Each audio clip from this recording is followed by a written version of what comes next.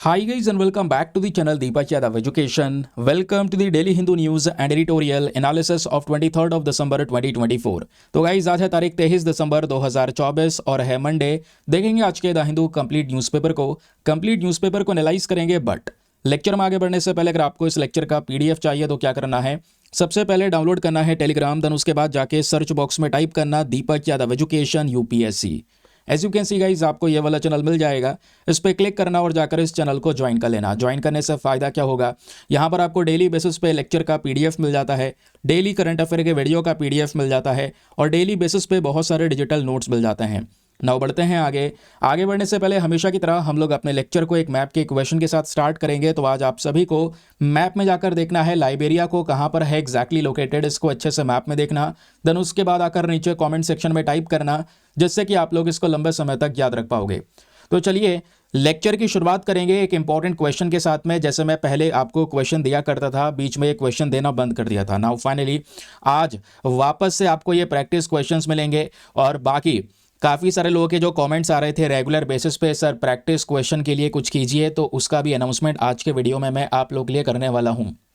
लेकिन सबसे पहले आपके सामने जो ये प्रश्न दिख रहा है ये हाइड्रोथर्मल वेंट से रिलेटेड है। आपको याद है परसों का वीडियो, इवन थंबनेल पे भी हाइड्रोथर्मल वेंट्स के बारे में मेंशन कर रखा है। तो हाइड्रोथर्मल वेंट्स को लेकर आपके पास में 3 पर्टिकुलर स्टेटमेंट्स हैं, बताना है तीनों में से कौन सा स्टेटमेंट सही है। पहला स्टेटमेंट यहाँ पे बोलता है कि जो हाइड्रोथर्मल वेंट्स हैं वो हमारे टेक्टोनिक प्लेट बाउंड्रीज के पास में पाए जाते हैं। दूसरा स्टेटमेंट बोलता है कि जो भी पानी जो होता है हाइड्रोथर्मल वेंट से जो निकलता है वो काफ़ी ज़्यादा गर्म होता है और उसका जो टेम्परेचर है वो लगभग 370 डिग्री सेल्सियस तक जा सकता है।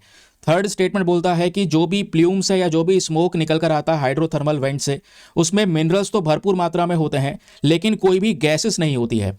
तो बताइए तीनों में से कौन सा स्टेटमेंट सही है। Option number A 1 and 2 only, या option number B 2 and 3 only, या option number C 1 and 3 only, या फिर ऑप्शन नंबर डी तीनों के तीनों सही हैं। तो उसका सही आंसर सभी को नीचे कमेंट सेक्शन में देना है, एटलीस्ट सभी को उसमें पार्टिसिपेट करना है, जैसा मैं आप लोगों से डेली बेसिस पे बोलता हूँ। बाय द वे इसका जो करेक्ट आंसर है वो मैंने आपको टेलीग्राम पर प्रोवाइड करवा दिया है, वहाँ से भी आप इसको चेकआउट कर सकते हैं। और अगर वहाँ पर आंसर नहीं मिलता है तो भी कोई परेशान होने की ज़रूरत नहीं है, क्योंकि वीडियो के लास्ट में इसके करेक्ट आंसर का डिस्कशन हम लोग करेंगे। तो चलिए शुभारंभ करते हैं और चलते हैं सबसे पहले थंबनेल वाले इंपॉर्टेंट आर्टिकल पर। लेकिन थंबनेल वाले आर्टिकल को आज हम डिस्कस करें उससे पहले, जैसे कि मैंने आप लोगों को बता रखा है 2 दिन पहले ही कि ये जो द हिंदू का न्यूज़पेपर डेली बेसिस पे अपलोड हो रहा है पिछले 2 दिनों से, ये केवल द हिंदू तक सीमित नहीं रह गया है। इसमें आपको और भी वेरियस सोर्सेस मिल जाते हैं। जैसे द हिंदू तो कंप्लीट हम कवर करते ही करते हैं, एडिटोरियल में से समरी कैसे बनानी है, कैसे नोट्स बनाने हैं, वो सब आपको सिखाया जाता है। मोस्ट इंपॉर्टेंट चीज़, काफ़ी सारे लोग एडिटोरियल पढ़ते हैं, उनको परेशानी पड़ती है। देखिए उसमें से जो एडिटोरियल आपके पास में लिखा हुआ है उसको 250 शब्दों में कन्वर्ट करना है ना, क्योंकि वही चीज़ आपको मेंस आंसर राइटिंग में हेल्प करेगी, क्योंकि एडिटोरियल का मेन पर्पस मेंस के पर्सपेक्टिव से है। बाकी प्रीलिम्स के लिए बहुत सारी शॉर्ट न्यूज़ होती है, उन सब को मैं एक ही जगह पे कवर कर रहा हूँ। इसमें आपका द हिंदू पहले हम कवर कर लेते हैं, उसके बाद आपका इंडियन एक्सप्रेस आ जाता है, देन पीआईबी और एआईआर की जो न्यूज़ है वो भी कवर करेंगे। और जो भी यहाँ पे आपका सिलेबस है, art and culture, Indian economy, history, science and tech, geography, environment, international relations, polity, जितने भी यहाँ पर आपके ये सारे के सारे टॉपिक्स आते हैं, इन टॉपिक्स से रिलेटेड जितनी भी इंपॉर्टेंट खबर अगर चर्चाओं में है तो दोस्तों वो आपके सामने वीडियोस में होंगी। वीडियोस थोड़ी सी लेंथी भले हो सकती हैं लेकिन आपके लिए बहुत ही ज़्यादा हेल्पफुल होंगी। ऐसा कोई भी चीज़ नहीं होगा जो छूट रहा होगा। तो मेरी रिक्वेस्ट आप लोगों से यह है कि अपना पेपर और पेन लेकर बैठना, क्योंकि काफ़ी सारी इंपॉर्टेंट चीज़ें बीच बीच में आती रहेंगी। ऐसा नहीं है सब कुछ लिखते चलो, ऐसा नहीं करना है। थोड़ा थोड़ा यहाँ पर डेटा निकालना। केवल आप एक A4 शीट लेना और आज के पूरे वीडियो का एनालिसिस केवल A4 शीट के अंदर में ही कवर करना है, एक पेज में सब कुछ कवर करना है ना। उसके बारे में आगे मैं आपको बताऊंगा अभी। चलिए फिलहाल आज दोस्तों पेज नंबर 1 को देखेंगे तो 2 टॉपिक्स आपको नजर आएंगे पेज नंबर 1 पे, और दोनों के दोनों हमारे जीएस पेपर नंबर 2 के पॉइंट ऑफ व्यू से इंपॉर्टेंट है। एक तो आपका इंटरनेशनल रिलेशन वाला सेक्शन हो गया, दूसरा आपका गवर्नमेंट स्कीम वाला सेक्शन हो गया। ठीक है, तो इंटरनेशनल रिलेशंस वाले टॉपिक की जब हम लोग बात करते हैं तो यहाँ पे डिस्कशन हो रहा है भारत और कुवैत के संबंध के बारे में। तो रिसेंट हम लोगों ने ये देखा कि भारत के जो प्रधानमंत्री हैं पीएम मोदी, वो कुवैत की विजिट पर जाते हैं और कुवैत की विजिट पर जाने वाले कई सालों में यहाँ पर आप कह सकते हैं कि पहले प्रधानमंत्री बनकर आए हैं। लगभग 43 ईयर्स से ज़्यादा यहाँ पर हो चुका है। 43 ईयर्स पहले कह सकते हैं कि जो इंदिरा गांधी जी हैं वो कुवैत गई थी, तो उसके बाद यहाँ पर पीएम मोदी हैं जो कुवैत गए हैं। और मैं आपको बता दूं, जो गल्फ कोऑपरेशन काउंसिल है, आपको पता है ना, गल्फ कोऑपरेशन काउंसिल के अंदर में टोटल 6 देश आते हैं। जरा मुझे नीचे कमेंट सेक्शन में आप लोग बताएंगे वो 6 देश कौन कौन से हैं। उन 6 देश को याद रखने की एक ट्रिक भी आपको बताई थी मैंने, उस ट्रिक को भी नीचे कमेंट सेक्शन में लिखना, ठीक है। अब दोस्तों, ये जो 6 कंट्रीज आती हैं गल्फ कोऑपरेशन काउंसिल में, उसमें से कुवैत भी यहां पर एक इंपॉर्टेंट कंट्री है। और अब की बार 2024 की जो पर्टिकुलर चेयरशिप है इस गल्फ कोऑपरेशन काउंसिल की, वो भी कुवैत के पास में है। तो कुवैत जाना आज के समय पर काफ़ी ज़्यादा इंपॉर्टेंट है। ऑयल रिच कंट्री है, छोटा सा नेशन है, बट इंडिया के लिए ज़रूरी है, और कह सकते हैं कि कुवैत के लिए भारत ज़रूरी है। दोनों एक दूसरे के लिए काफ़ी ज़्यादा इंपॉर्टेंट कंट्रीज़ हैं। और इसी के आधार पर आप देख पाएंगे कुवैत की साइड से भारतीय प्रधानमंत्री को हाईएस्ट ऑनर दिया गया है कुवैत का, जिसको लेकर कर वेरियस आर्टिकल्स आप लोगों ने यहां पर देखे होंगे। और भी काफ़ी सारे एग्रीमेंट्स हुए हैं, डिफेंस को लेकर एग्रीमेंट्स यहां पर किए गए हैं भारत और कुवैत के बीच में। तो क्या क्या एग्रीमेंट हुए हैं वो भी आपको बताऊंगा, लेकिन उससे पहले ये कुछ फोटोज आप लोगों ने कल सोशल मीडिया प्लेटफॉर्म पर ट्रेंड होती हुई देखी होंगी। जब पीएम मोदी कुवैत पहुंचते हैं, वहां पे जो इंडियन डायस्पोरा है उनके साथ में बातचीत होती है। फिर उसके बाद ये फोटोज आप लोगों ने यहाँ पर देखी होंगी। यहाँ पे देखो, इस वाले फोटो के अंदर में ये दिखाया गया है कि भारतीय प्रधानमंत्री को अभी तक पिछले यहाँ पर 10 ईयर्स का जो इनका टेन्योर रहा है, उसमें कौन कौन से देश के हाईएस्ट ऑनर अवार्ड मिले हैं। तो लेटेस्ट की अगर हम बात करेंगे, अभी तक 2024 की बात करेंगे, तो 1 2 3 4 5, ये 5 हो गए। उसके अलावा 6 आपका कुवैत का हो गया। तो 2024 में पीएम को 6 अवार्ड मिले हैं, ध्यान में रखिएगा। ये हाईएस्ट ऑनर हैं, उन पर्टिकुलर देशों के अवार्ड्स हैं, ठीक है। जैसे 2024 में रशिया का जो order of Saint Andrew the Apostle है, इससे सम्मानित किया गया पीएम मोदी को। ये मैं 2024 वाले अवार्ड्स बता रहा हूं, तो इसको तो नोट डाउन करना ही करना है, ठीक है, वनडे एग्जामिनेशन के लिए स्पेशली। फिर 2024 में जो दूसरा अवार्ड पीएम मोदी को दिया गया है वो है डोमिनिका अवार्ड ऑफ ऑनर। फिर 2024 में ही नाइजीरिया का grand commander of the order अभी थोड़े दिनों पहले दिया गया है, जब वो नाइजीरिया गए थे, है ना, G20 समिट को अटेंड करने ब्राजील जा रहे थे, ठीक है। फिर 2024 में ही बारबाडोस की साइड से द ऑर्डर ऑफ फ्रीडम दिया गया। फिर गयाना जब पहुंचे दोस्तों कैरिकॉम समिट को अटेंड करने के लिए रिसेंटली, तो उनको द ऑर्डर ऑफ एक्सीलेंस से सम्मानित किया गया। तो ये तो यहाँ पे अभी तक के 5 इंपॉर्टेंट ऑनर्स हो गए। इसमें छठा कौन सा ऐड करना है, ये वाला, द ऑर्डर ऑफ मुबारक अल कबीर। ये बेसिकली कुवैत का हाईएस्ट ऑनर है। ये यहाँ पर फोटो आप लोग देख पाओगे, ये रहा वो अवार्ड जिसकी हम बात कर रहे हैं। फिर अब जैसे वनडे एग्जामिनेशन में जैसे यूपीएससी की बात करेंगे, तो काफ़ी सारे वो मतलब पहले के क्वेश्चन भी बनते हैं, मतलब 1 साल से ज़्यादा के करंट अफेयर्स, करीबन आजकल क्या हो रहा है ना, 1.5 साल के करंट अफेयर्स आपको पढ़ के जाने पड़ेंगे। तो यहाँ पे 2023 के अवार्ड्स को एक बार देख सकते हैं। 2023 में ग्रीस का अवार्ड मिला था, फ्रांस, इजिप्ट से, फिर उसके बाद में पलाऊ से, देन उसके बाद पापुआ न्यू गिनिया, फिजी से, ये अवार्ड्स यहाँ पे इनको मिलते हैं, ठीक है। 2023 और 2024 के सारे अवार्ड्स की लिस्ट आपके सामने प्रेजेंट है, एक बार रीड कर सकते हैं। वनडे एग्जामिनेशन में मैंने फिर से बोल रहा हूँ, आपको डायरेक्टली हेल्प करेगा, क्योंकि वनडे एग्जामिनेशन में सीधा अवार्ड्स के बारे में पूछ लिया जाता है कि कौन सी देश की साइड से किस अवार्ड से पीएम मोदी को सम्मानित किया गया या भारतीय प्रधानमंत्री को सम्मानित किया गया, ठीक, क्लियर हो गया। अब आगे सुनिएगा। अब जब वो कुवैत गए तो काफ़ी सारे डिस्कशंस हुआ, ऑब्वियस सी बात है डिस्कशन होने ही थे। और साथ ही साथ में दोस्तों बोला ये जा रहा है कि लगभग दोनों साइड से बहुत सारे मेमोरेंडम ऑफ अंडरस्टैंडिंग साइन करे गए हैं। स्पेशली अभी जो ये मेमोरेंडम ऑफ अंडरस्टैंडिंग चर्चाओं में है वो है डिफेंस कोऑपरेशन को लेकर, कि भारत और कुवैत दोनों मिलकर डिफेंस सेक्टर में आपस में एक दूसरे के साथ में मिलकर काम करने वाले हैं, कुछ जॉइंट अभ्यास करने वाले हैं, डिफेंस पर्सनल्स को आपस में एक दूसरे के साथ में एक्सचेंज भी करेंगे, मिलिट्री इक्विपमेंट की सप्लाई को लेकर ये एग्रीमेंट साइन किया गया है ना। उसके अलावा यहाँ पर आप देख पाएंगे कि इन्हीं सब चीज़ों को वापस से इसके अंदर में एक्सप्लेन किया गया जो मैंने अभी आप लोगों को बताया, ठीक है। जैसे मैंने आपको बताया कि ये जो नेशन है ये एनर्जी रिच नेशन है, ऑयल बहुत सारा यहाँ पे प्रेजेंट है, तो हमारे लिए इंपॉर्टेंट भी है, क्योंकि भारत एक कह सकते हैं one of the biggest importer है कच्चे तेल का। हमें बहुत सारा क्रूड ऑयल चाहिए। आज भी हम 85 to 90% के आसपास जो हमारी खुद की डिमांड है वो कच्चे तेल से पूरा करते हैं, जिसमें रशिया एक इंपॉर्टेंट रोल प्ले करता है, गल्फ के बहुत सारे नेशंस इंपॉर्टेंट रोल प्ले करते हैं, कुवैत का भी यहाँ पे एक इंपॉर्टेंट रोल होता है, ठीक है। इतनी बात यहाँ पर क्लियर हो गई। बाकी ये देख पाएंगे दोस्तों फोटो के अंदर में ये जो कुवैत के यहाँ पे मिनिस्टर आपको देखने को मिल जाते हैं, कह सकते हैं प्राइम मिनिस्टर ऑफ कुवैत, जिनका नाम है शेख अहमद अल अब्दुल्ला अल अहमद अल सबा, जिनके साथ में डिस्कस किया गया कि किस तरीके से भारत और कुवैत आपस में मिलकर अपने इकोनॉमिक रिलेशंस को मजबूत करने वाले हैं।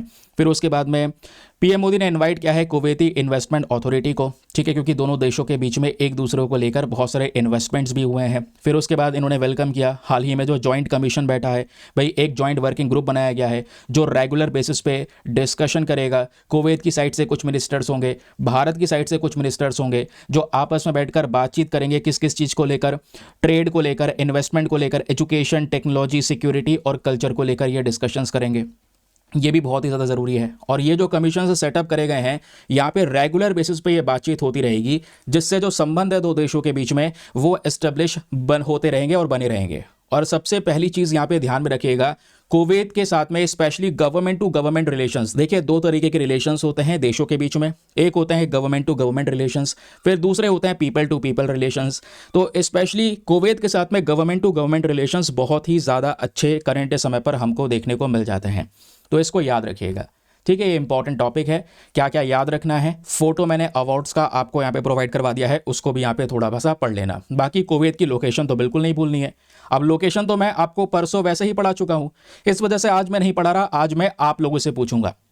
ठीक है, आपको अच्छे से मैप में फिर से जाकर देखना है कुवैत को, और स्पेशली नीचे कमेंट सेक्शन में बस इतना सा बताना कि कुवैत के साथ में कौन कौन से देश हैं जो बाउंड्रीज को शेयर करते हैं, और किधर किधर की साइड से, नॉर्थ से, वेस्ट से, है ना, कि इन एरिया से, इन डायरेक्शन से कौन सा देश कुवैत से बाउंड्री को शेयर करता है, बताओ फटाफट नीचे कमेंट सेक्शन में। चलिए आगे आते हैं उसके बाद नेक्स्ट आर्टिकल पर। लेकिन आगे बढ़ने से पहले एक इंपॉर्टेंट इन्फॉर्मेशन, अगर आप लोग हमारे पेड ग्रुप्स को ज्वाइन करना चाहते हैं तो आपके पास में बढ़िया मौका है इसको ज्वाइन करने के लिए।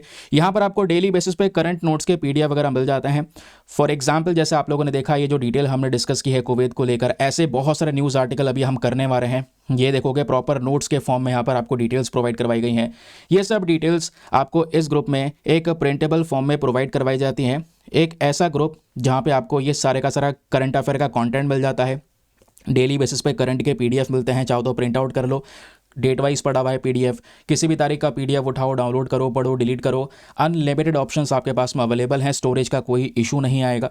और कोई पुराना टॉपिक है 10 महीने पहले, 5 महीने पहले, उसको भी आप सर्च करके आराम से पढ़ सकते हैं, तो ये भी एक सबसे बड़ा फ़ायदा आपको मिल जाता है।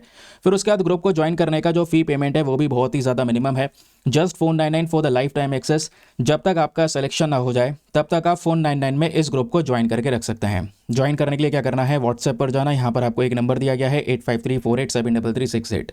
इस नंबर पर मैसेज कर देना कि I want to join this group. वहाँ पर आपको रिप्लाई मिलेगा, पेमेंट का प्रोसेस दिया जाएगा, और उससे ज़्यादा इंपॉर्टेंट आपको डेमो वीडियो का लिंक भी मिलेगा। आप पूरे डेमो वीडियो को चेक कर सकते हैं, देख सकते हैं मुझको कहाँ पर क्या फ़ायदा होगा, और अपने आप को कंप्लीटली सेटिस्फाई करने के बाद में जाकर ये इन्वेस्टमेंट कर सकते हैं। ठीक है, चलिए अगली खबर पर आते हैं। अब अगली खबर दोस्तों कह सकते हैं जो एडिटोरियल वाला हमारा सेक्शन है ना, उसको कवर कर लोगे तो उसके नेक्स्ट पेज पर आपको ये टॉपिक देखने को मिलेगा। ये टॉपिक काम का है, स्पेशली आप जीएस पेपर नंबर 2 हेल्थ के साथ में आप इसको लिंक कर पाओगे। बहुत सारी जो डिजीज़ हैं वो न्यूज़ में रहती हैं, और डिजीज़ को लेकर यूपीएससी हर साल या हर 2 साल में एक ना एक क्वेश्चन पूछता है। अभी हमारे पास में द हिंदू की साइड से एक रिपोर्ट पब्लिश की गई है जिसमें ये बोला गया है 1 in 3 women gets urinary tract infection before turning 25। ये बात यहाँ पे डॉक्टर्स की साइड से मेंशन की गई है, यानी कि हर 3 में से एक महिला कहीं ना कहीं अपने 25 साल की उम्र से पहले यूरिनरी ट्रैक्ट इन्फेक्शन का शिकार बन जाती है। तो ये जो यूटीआई है, that is urinary tract infection, इसके बारे में पढ़ना बहुत ही ज़्यादा ज़रूरी है। यहीं से क्वेश्चन आप लोगों का बनता हुआ नजर आएगा, क्योंकि इस प्रकार का जो इन्फेक्शन है वैसे अगर आप देखेंगे मेल फीमेल दोनों में नज़र आता है, लेकिन फीमेल में स्पेशली सबसे ज़्यादा होता है। तो कंसर्निंग सिचुएशन फीमेल में सबसे ज़्यादा होती है, ध्यान में रखिएगा। ठीक है, आप यहाँ पर देख पाएंगे उसके बारे में कुछ डिटेल शेयर की गई है। फिर डॉक्टर्स के क्या क्या रिकमेंडेशन आप देख पाएंगे, अलग अलग डॉक्टर्स के नाम दिए गए हैं जिन्होंने अलग अलग रिकमेंडेशन दिया है यूरिनरी ट्रैक्ट इन्फेक्शन को लेकर। अब इसको इतना अलग अलग सबकी रिकमेंडेशन पढ़ने की आवश्यकता नहीं है।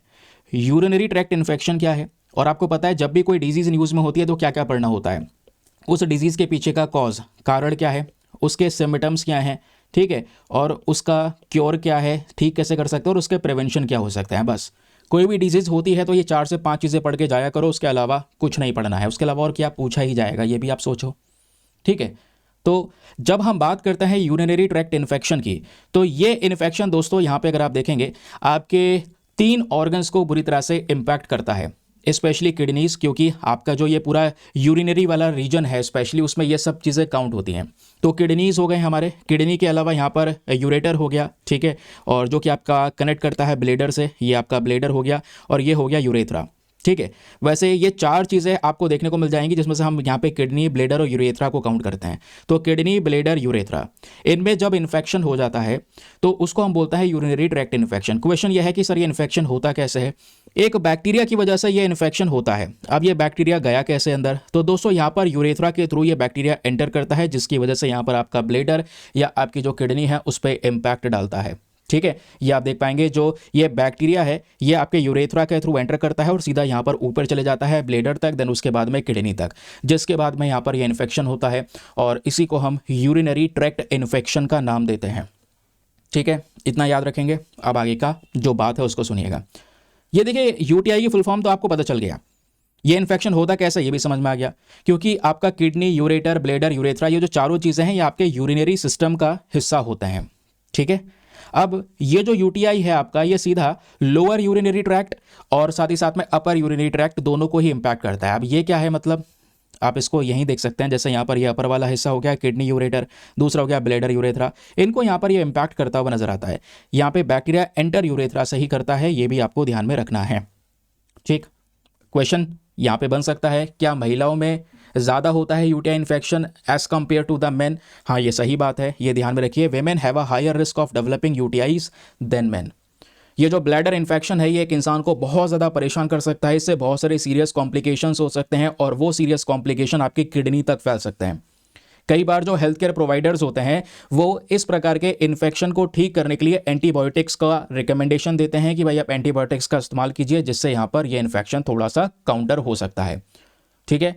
बाकी मैंने आपको इसके बारे में बता दिया, अपर यूरिनरी ट्रैक्ट और लोअर यूरिनरी ट्रैक्ट दोनों पे जो यहाँ पर इंपैक्ट पड़ता है इस इन्फेक्शन का, और कौन कौन से ऑर्गन्स हैं वो भी हम लोगों ने अभी देखा, किडनी, यूरेटर और ब्लेडर और यूरेथ्रा, इसमें यह इन्फेक्शन फैलता है। अब क्वेश्चन यह है कि आखिरकार इसके पीछे के कारण क्या क्या हो सकते हैं यूरिनरी ट्रैक्ट इन्फेक्शन के। पहला कारण है बैक्टीरिया, और बैक्टीरिया में दोस्तों सबसे बड़ा बैक्टीरिया है वो है एस्केरिकिया कोली। ये बैक्टीरिया से सबसे ज़्यादा यूरिनरी ट्रैक्ट इन्फेक्शन होता है। वैसे और भी बहुत सारे बैक्टीरिया हैं जिसकी वजह से इन्फेक्शन होता है, उसकी लिस्ट आपके सामने यहाँ पर ये देखने को मिल जाएगी। ये आपके कॉजेटिव ऑर्गेनिजम्स ऑफ यूटीआई, जिसमें एस्केरिकिया कोली है, फिर उसके बाद में क्लेब्सिलिया निमोनिया है, देन उसके बाद एंट्रोकोकस फेकलिस है, कैंडिडा है, स्ट्रेफोलाइकोकस है। तो ये सब बैक्टीरियाज के नेम हैं, लेकिन सबसे ज़्यादा कंसर्निंग सिचुएशन जो पैदा होती है यूरिनरी ट्रैक्ट इन्फेक्शन की वो इसी ई कोली बैक्टीरिया से होती है, ध्यान में रखिएगा। ये मेन कॉजेटिव एजेंट है। इवन यहाँ पर 80 to 90 केसेस यहाँ पर यूटीआई के वो इसी ई कोली बैक्टीरिया की वजह से हमको नज़र आते हैं, ठीक है। क्लियर हो गया, इतनी बात याद रखेंगे। अब क्वेश्चन यह है कि और क्या कारण हो सकता है। देखिए यूटीआई के पीछे का एक कारण और हो सकता है, ठीक है। जैसे यहाँ पर मान लो सेक्सुअल इंटरकॉर्स होता है, तो सेक्सुअल इंटरकॉर्स के बाद में अगर प्रॉपर हाइजीन ना मेंटेन किया जाए, ठीक है, स्पेशली यहाँ पर हम बात करते हैं जेनिटल्स की, या फिर अगर हम बात करें जो आपके एक्सटर्नल सेक्सुअल ऑर्गन्स हैं, तो बेसिकली यहाँ पर उनकी साफ सफाई रखना ज़रूरी है, वहाँ पर हाइजीन मेंटेन करना ज़रूरी है। अगर हाइजीन मेंटेन नहीं होगा तो दोस्तों यहाँ से यूरिनरी इन्फेक्शन हो सकता है, ठीक है। अब यूरिनरी इन्फेक्शन बेसिकली कोई सेक्सुअली ट्रांसमिटेड डिजीज़ नहीं है, यानी सेक्स के माध्यम से ट्रांसमिट नहीं होती है, तो ये भी ध्यान में रखना है। हो सकता है क्वेश्चन बन जाए, तो आपको याद रखना है कि ऐसा नहीं होगा, सेक्सुअली ट्रांसमिटेड डिजीज़ के तौर पे हम इसको कंसीडर नहीं करते हैं, ठीक है। बट क्या है, बैक्टीरिया के एंट्री होने की वजह से यहाँ पर यह इन्फेक्शन हो सकता है, या किसी का इम्यून सिस्टम कमज़ोर है, ये भी एक रीज़न हो सकता है। भाई इम्यून सिस्टम कमज़ोर है तो कोई सी भी बीमारी उसके लिए घातक हो सकती है ना, सिंपल सी बात है। छोटी से छोटी बीमारी उसके लिए जानलेवा बन जाती है ना। या फिर आपका जो यूरिनरी ट्रैक्ट है उसमें ब्लॉकेज हो जाए, ठीक है, जो यहाँ पे यूरिनरी पाइप है, जो पूरा सिस्टम है, इसके अंदर अगर ब्लॉकेज हो जाता है तो इससे यूरिन का फ्लो प्रॉपर तरीके से नहीं हो पाता, जिसकी वजह से एक जगह पे यूरिन इकट्ठा हो जाता है ब्लैडर के अंदर में, तो इससे भी काफ़ी बार चांसेस बढ़ जाते हैं यूरिनरी ट्रैक्ट इन्फेक्शन के। ये भी आपको ध्यान में रखना है। तो उसके सिम्टम्स क्या होते हैं, जब भी किसी को इस प्रकार का इन्फेक्शन होगा तो बहुत ज़्यादा यूरिन आना शुरू हो जाएगा, और जब यूरिनेशन का प्रोसेस करता है एक इंसान तो उसमें बहुत ज़्यादा पेन होने लगेगा, ठीक है। और बार बार यहाँ पे कह सकते हैं एक अर्ज सी आने लगेगी बॉडी के अंदर में यूरिनेट करने की, और आपका ब्लैडर खाली है ना, इवन आपका मतलब कह सकते हैं कि ब्लैडर पूरा खाली है, एम्प्टी है, फिर भी यहाँ पर यूरिन करने का जो अर्ज है वो बनता रहेगा। उसके अलावा बुखार आ सकता है, एब्डोमिनल पेन हो सकता है, यूरिन कलर पूरी तरह से चेंज हो सकता है, ज़्यादा येलो आपको देखने को मिल जाएगा, ठीक है। और या फिर यूरिन में ब्लड प्रेजेंट हो सकता है। ये सब चीज़ें दर्शाती हैं कि हाँ भाई आपको यूरिनरी ट्रैक्ट इन्फेक्शन हो चुका है। तो इसका ट्रीटमेंट बहुत सारे हैं, ट्रीटमेंट अवेलेबल है, या तो ट्रीटमेंट इसके अपनाने हैं, अदरवाइज़ यहाँ पे सबसे पहली चीज़ prevention is better than cure. ये सभी को पता है, कुछ चीज़ें हैं जिसको हम अगर मेंटेन करके चलते हैं तो ये बीमारी होएगी ही नहीं आगे। सबसे पहले पेरिनियल हाइजीन, जिसके बारे में मैंने आपको बताया, ठीक है, जो आपके एक्सटर्नल सेक्सुअल ऑर्गन है उसमें हाइजीन मेंटेन करना, उसकी साफ सफाई रखना, ठीक है। तो इससे क्या होगा, जो बैक्टीरिया है वो एंटर नहीं कर पाएगा, समझ रहे, क्योंकि बैक्टीरिया की एंट्री ही मेन कारण बनती है यूरिनरी ट्रैक्ट इन्फेक्शन के पीछे का, ठीक है, क्लियर हो गया। उसके अलावा यहाँ पे आप देख पाएंगे जैसे सेक्सुअल इंटरकॉर्स है, उससे भी चांसेस बन जाते हैं। तो सेक्सुअल इंटरकॉर्स के बाद में कह सकते हैं यहाँ पर शॉर्टली बेसिस पे यूरिनेट करना, जिससे यहाँ पर जो बैक्टीरिया वगैरह है वो फ्लश आउट हो जाता है, ठीक है। तो इससे क्लीनलीनेस यहाँ पे बनी रहती है, तो इससे भी यहाँ पे ये इन्फेक्शन होने के चांसेस बहुत ज़्यादा कम हो जाते हैं। अपने आप को अच्छी तरीके से हाइड्रेट रखना, प्रॉपर मात्रा में पानी पीना बहुत ज़्यादा ज़रूरी है, क्योंकि अच्छे मात्रा में इसलिए बोला जाता है पानी पीते रहेंगे तो बॉडी से जितनी भी टॉक्सिन्स है, जो बैक्टीरिया है, वो आपके यूरिन के माध्यम से बाहर होता रहेगा। तो अपने आप को वेल हाइड्रेटेड रखें, अच्छे मात्रा में पानी पिएं पूरे दिन भर में, जिससे यहाँ पर रेगुलर यूरिनेशन बना रहेगा, ठीक है। क्योंकि मैंने बताया ना, यूरिन एक जगह पर एक्यूमुलेट हो चुका है, आपको नहीं आ रहा है, उसकी वजह से भी इन्फेक्शन हो सकता है, और वो कैसे होगा, पानी ना पीने की वजह से। तो इस वजह से रेगुलर यूरिनेशन के लिए आपको क्या करना पड़ेगा, ड्रिंक वाटर, और अच्छे मात्रा में पानी पीना है, 3 to 4 लीटर्स यहाँ पर पीना है, और बैक्टीरिया जो है इसके माध्यम से, यूरिनरी ट्रैक्ट के माध्यम से, आपका यूरिन के माध्यम से बाहर आ जाएगा, ठीक है। तो ये इन्फेक्शन होने के जो चांसेस हैं वो बहुत ज़्यादा कम हो जाएंगे। क्लियर हो गया। चलिए फिर अगली इंपॉर्टेंट खबर पर आते हैं। अगली खबर भी जीएस पेपर नंबर 2 के लिए रेलिवेंट है। हमने 2 खबरें कवर कर ली आज के न्यूज़पेपर की। आती है तीसरी खबर, half of MG NREGA site in inspected in Bengal showed flaws. ये बेसिकली यहाँ पर एक आरटीआई रिप्लाई के माध्यम से हमको पता चला है। मामला क्या है जरा सुनिएगा। ये जो एमजी नरेगा है, वैसे तो हम इसको वेरियस टाइम्स पढ़ चुके हैं। ये क्या है, यह है Mahatma Gandhi national rural employment guarantee scheme. ये वो स्कीम है जिसका मेन पर्पस क्या है, लोगों को रोजगार देना, 100 दिन का रोजगार देने का काम करता है यहाँ पर ये पर्टिकुलर स्कीम, स्पेशली उन लोगों को जो अनस्किल्ड लेबर हैं, ठीक है। तो यहाँ पे बोला जा रहा है कि भाई 26 दिसंबर आने वाली है, आज 23 दिसंबर हो गई, तो जब 26 दिसंबर आ जाएगी तो समझ जाना वेस्ट बंगाल के अंदर में आखिरी बार केंद्र सरकार ने जो पैसा भेजा था इस स्कीम के तहत में, वो 2021 में भेजा था। तो लगभग 3 साल से ज़्यादा हो जाएंगे इस एमजी नरेगा स्कीम के तहत कि सेंट्रल गवर्नमेंट ने वेस्ट बंगाल में पैसा अभी तक नहीं भेजा है। 3 साल पहले भेजा था 2021 में, उसके बाद से अभी तक नहीं भेजा है, ठीक है। तो इसको लेकर पता करने की कोशिश की ऐसा सेंट्रल गवर्नमेंट क्यों कर रही है, क्योंकि ये जो एमजी नरेगा स्कीम है ये सेंट्रल स्कीम है, ध्यान में रखिएगा। तो सेंट्रल गवर्नमेंट फंड्स प्रोवाइड करवाती है स्टेट गवर्नमेंट को, ठीक है, वही फंड्स फिर इन लेबर्स को डिस्ट्रीब्यूट किया जाता है। तो केंद्र सरकार ने आरटीआई रिप्लाई में ये बोला है कि देखिए हमने पूरी तरह से चेक किया है, और चेक करने पे ये पता चला है कि वेस्ट बंगाल की सरकार बहुत सारे फ्रॉड्स मैनेज करके चल रही है, इसके अंदर बहुत सारी खामियां हैं, और वो जैसी खामियां बनी रहेंगी तो इसके हिसाब से सेंट्रल गवर्नमेंट ये पैसा नहीं भेजेगी, ठीक है। क्योंकि दूसरी तरफ अगर आप बंगाल में देखेंगे दोस्तों, तो लगभग 3.4 crore registered MG NREGA workers आपको देखने को मिल जाएंगे, जो केवल बंगाल के ही हैं, ठीक है। तो यहां पर कह सकते हैं 90% बजट सेंट्रल गवर्नमेंट होल्ड करती है, एक एम्प्लॉयमेंट प्रोवाइड करवाती है 100 दिन का। तो आरटीआई रिक्वेस्ट में यह पता चला कि सिचुएशन यहाँ पे काफ़ी ज़्यादा खराब है। अब सिचुएशन क्या खराब है, सिचुएशन ये खराब है कि भाई प्रॉपर तरीके से फाइल का मेंटेनेंस नहीं कर रखा है। ये बोलते हैं कि इनकी टीम जब बंगाल में पहुंची तो लगभग 63 जितने भी साइट्स थे, 63 जगह जहाँ पे काम चल रहा था उनको अच्छे से इंस्पेक्ट किया गया, जहाँ पे पता चला कि 31 जगह पे बहुत सारी खामियां हैं, बहुत सारे फ्रॉड हो रहे हैं, ठीक है। अब ऑब्वियस से बात है, ऐसे सेंट्रल गवर्नमेंट पैसा नहीं भेजेगी, वो यहाँ पर सेंट्रल गवर्नमेंट कह रही है, क्योंकि वहाँ पे फ्रॉड्स हो रहे हैं, कोई फाइल मेंटेन नहीं कर रखी है, कोई रिकॉर्ड मेंटेन नहीं कर रखा है, किसके पास में वर्क दिया है, किसको नहीं दिया है, पैसा कहाँ गया। तो इसकी वजह से यहाँ पर लगभग 3 साल से ज़्यादा हो चुके हैं कि अभी तक ये पैसा यहाँ पे नहीं दिया गया, ठीक है। आरटीआई रिप्लाई में ये बात पता चली है, जिस वजह से ये एमजी नरेगा स्कीम चर्चाओं में है।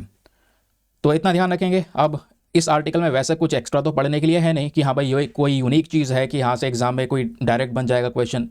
हाँ, एग्जाम में कोई डायरेक्ट क्वेश्चन बन सकता है, तो आपसे डायरेक्टली इस Mahatma Gandhi national rural employment guarantee scheme के बारे में पूछा जा सकता है, ठीक है। तो चलिए इस स्कीम के बारे में कुछ बेसिक फैक्ट्स मैं आपको हैंड टू हैंड बता देता हूँ।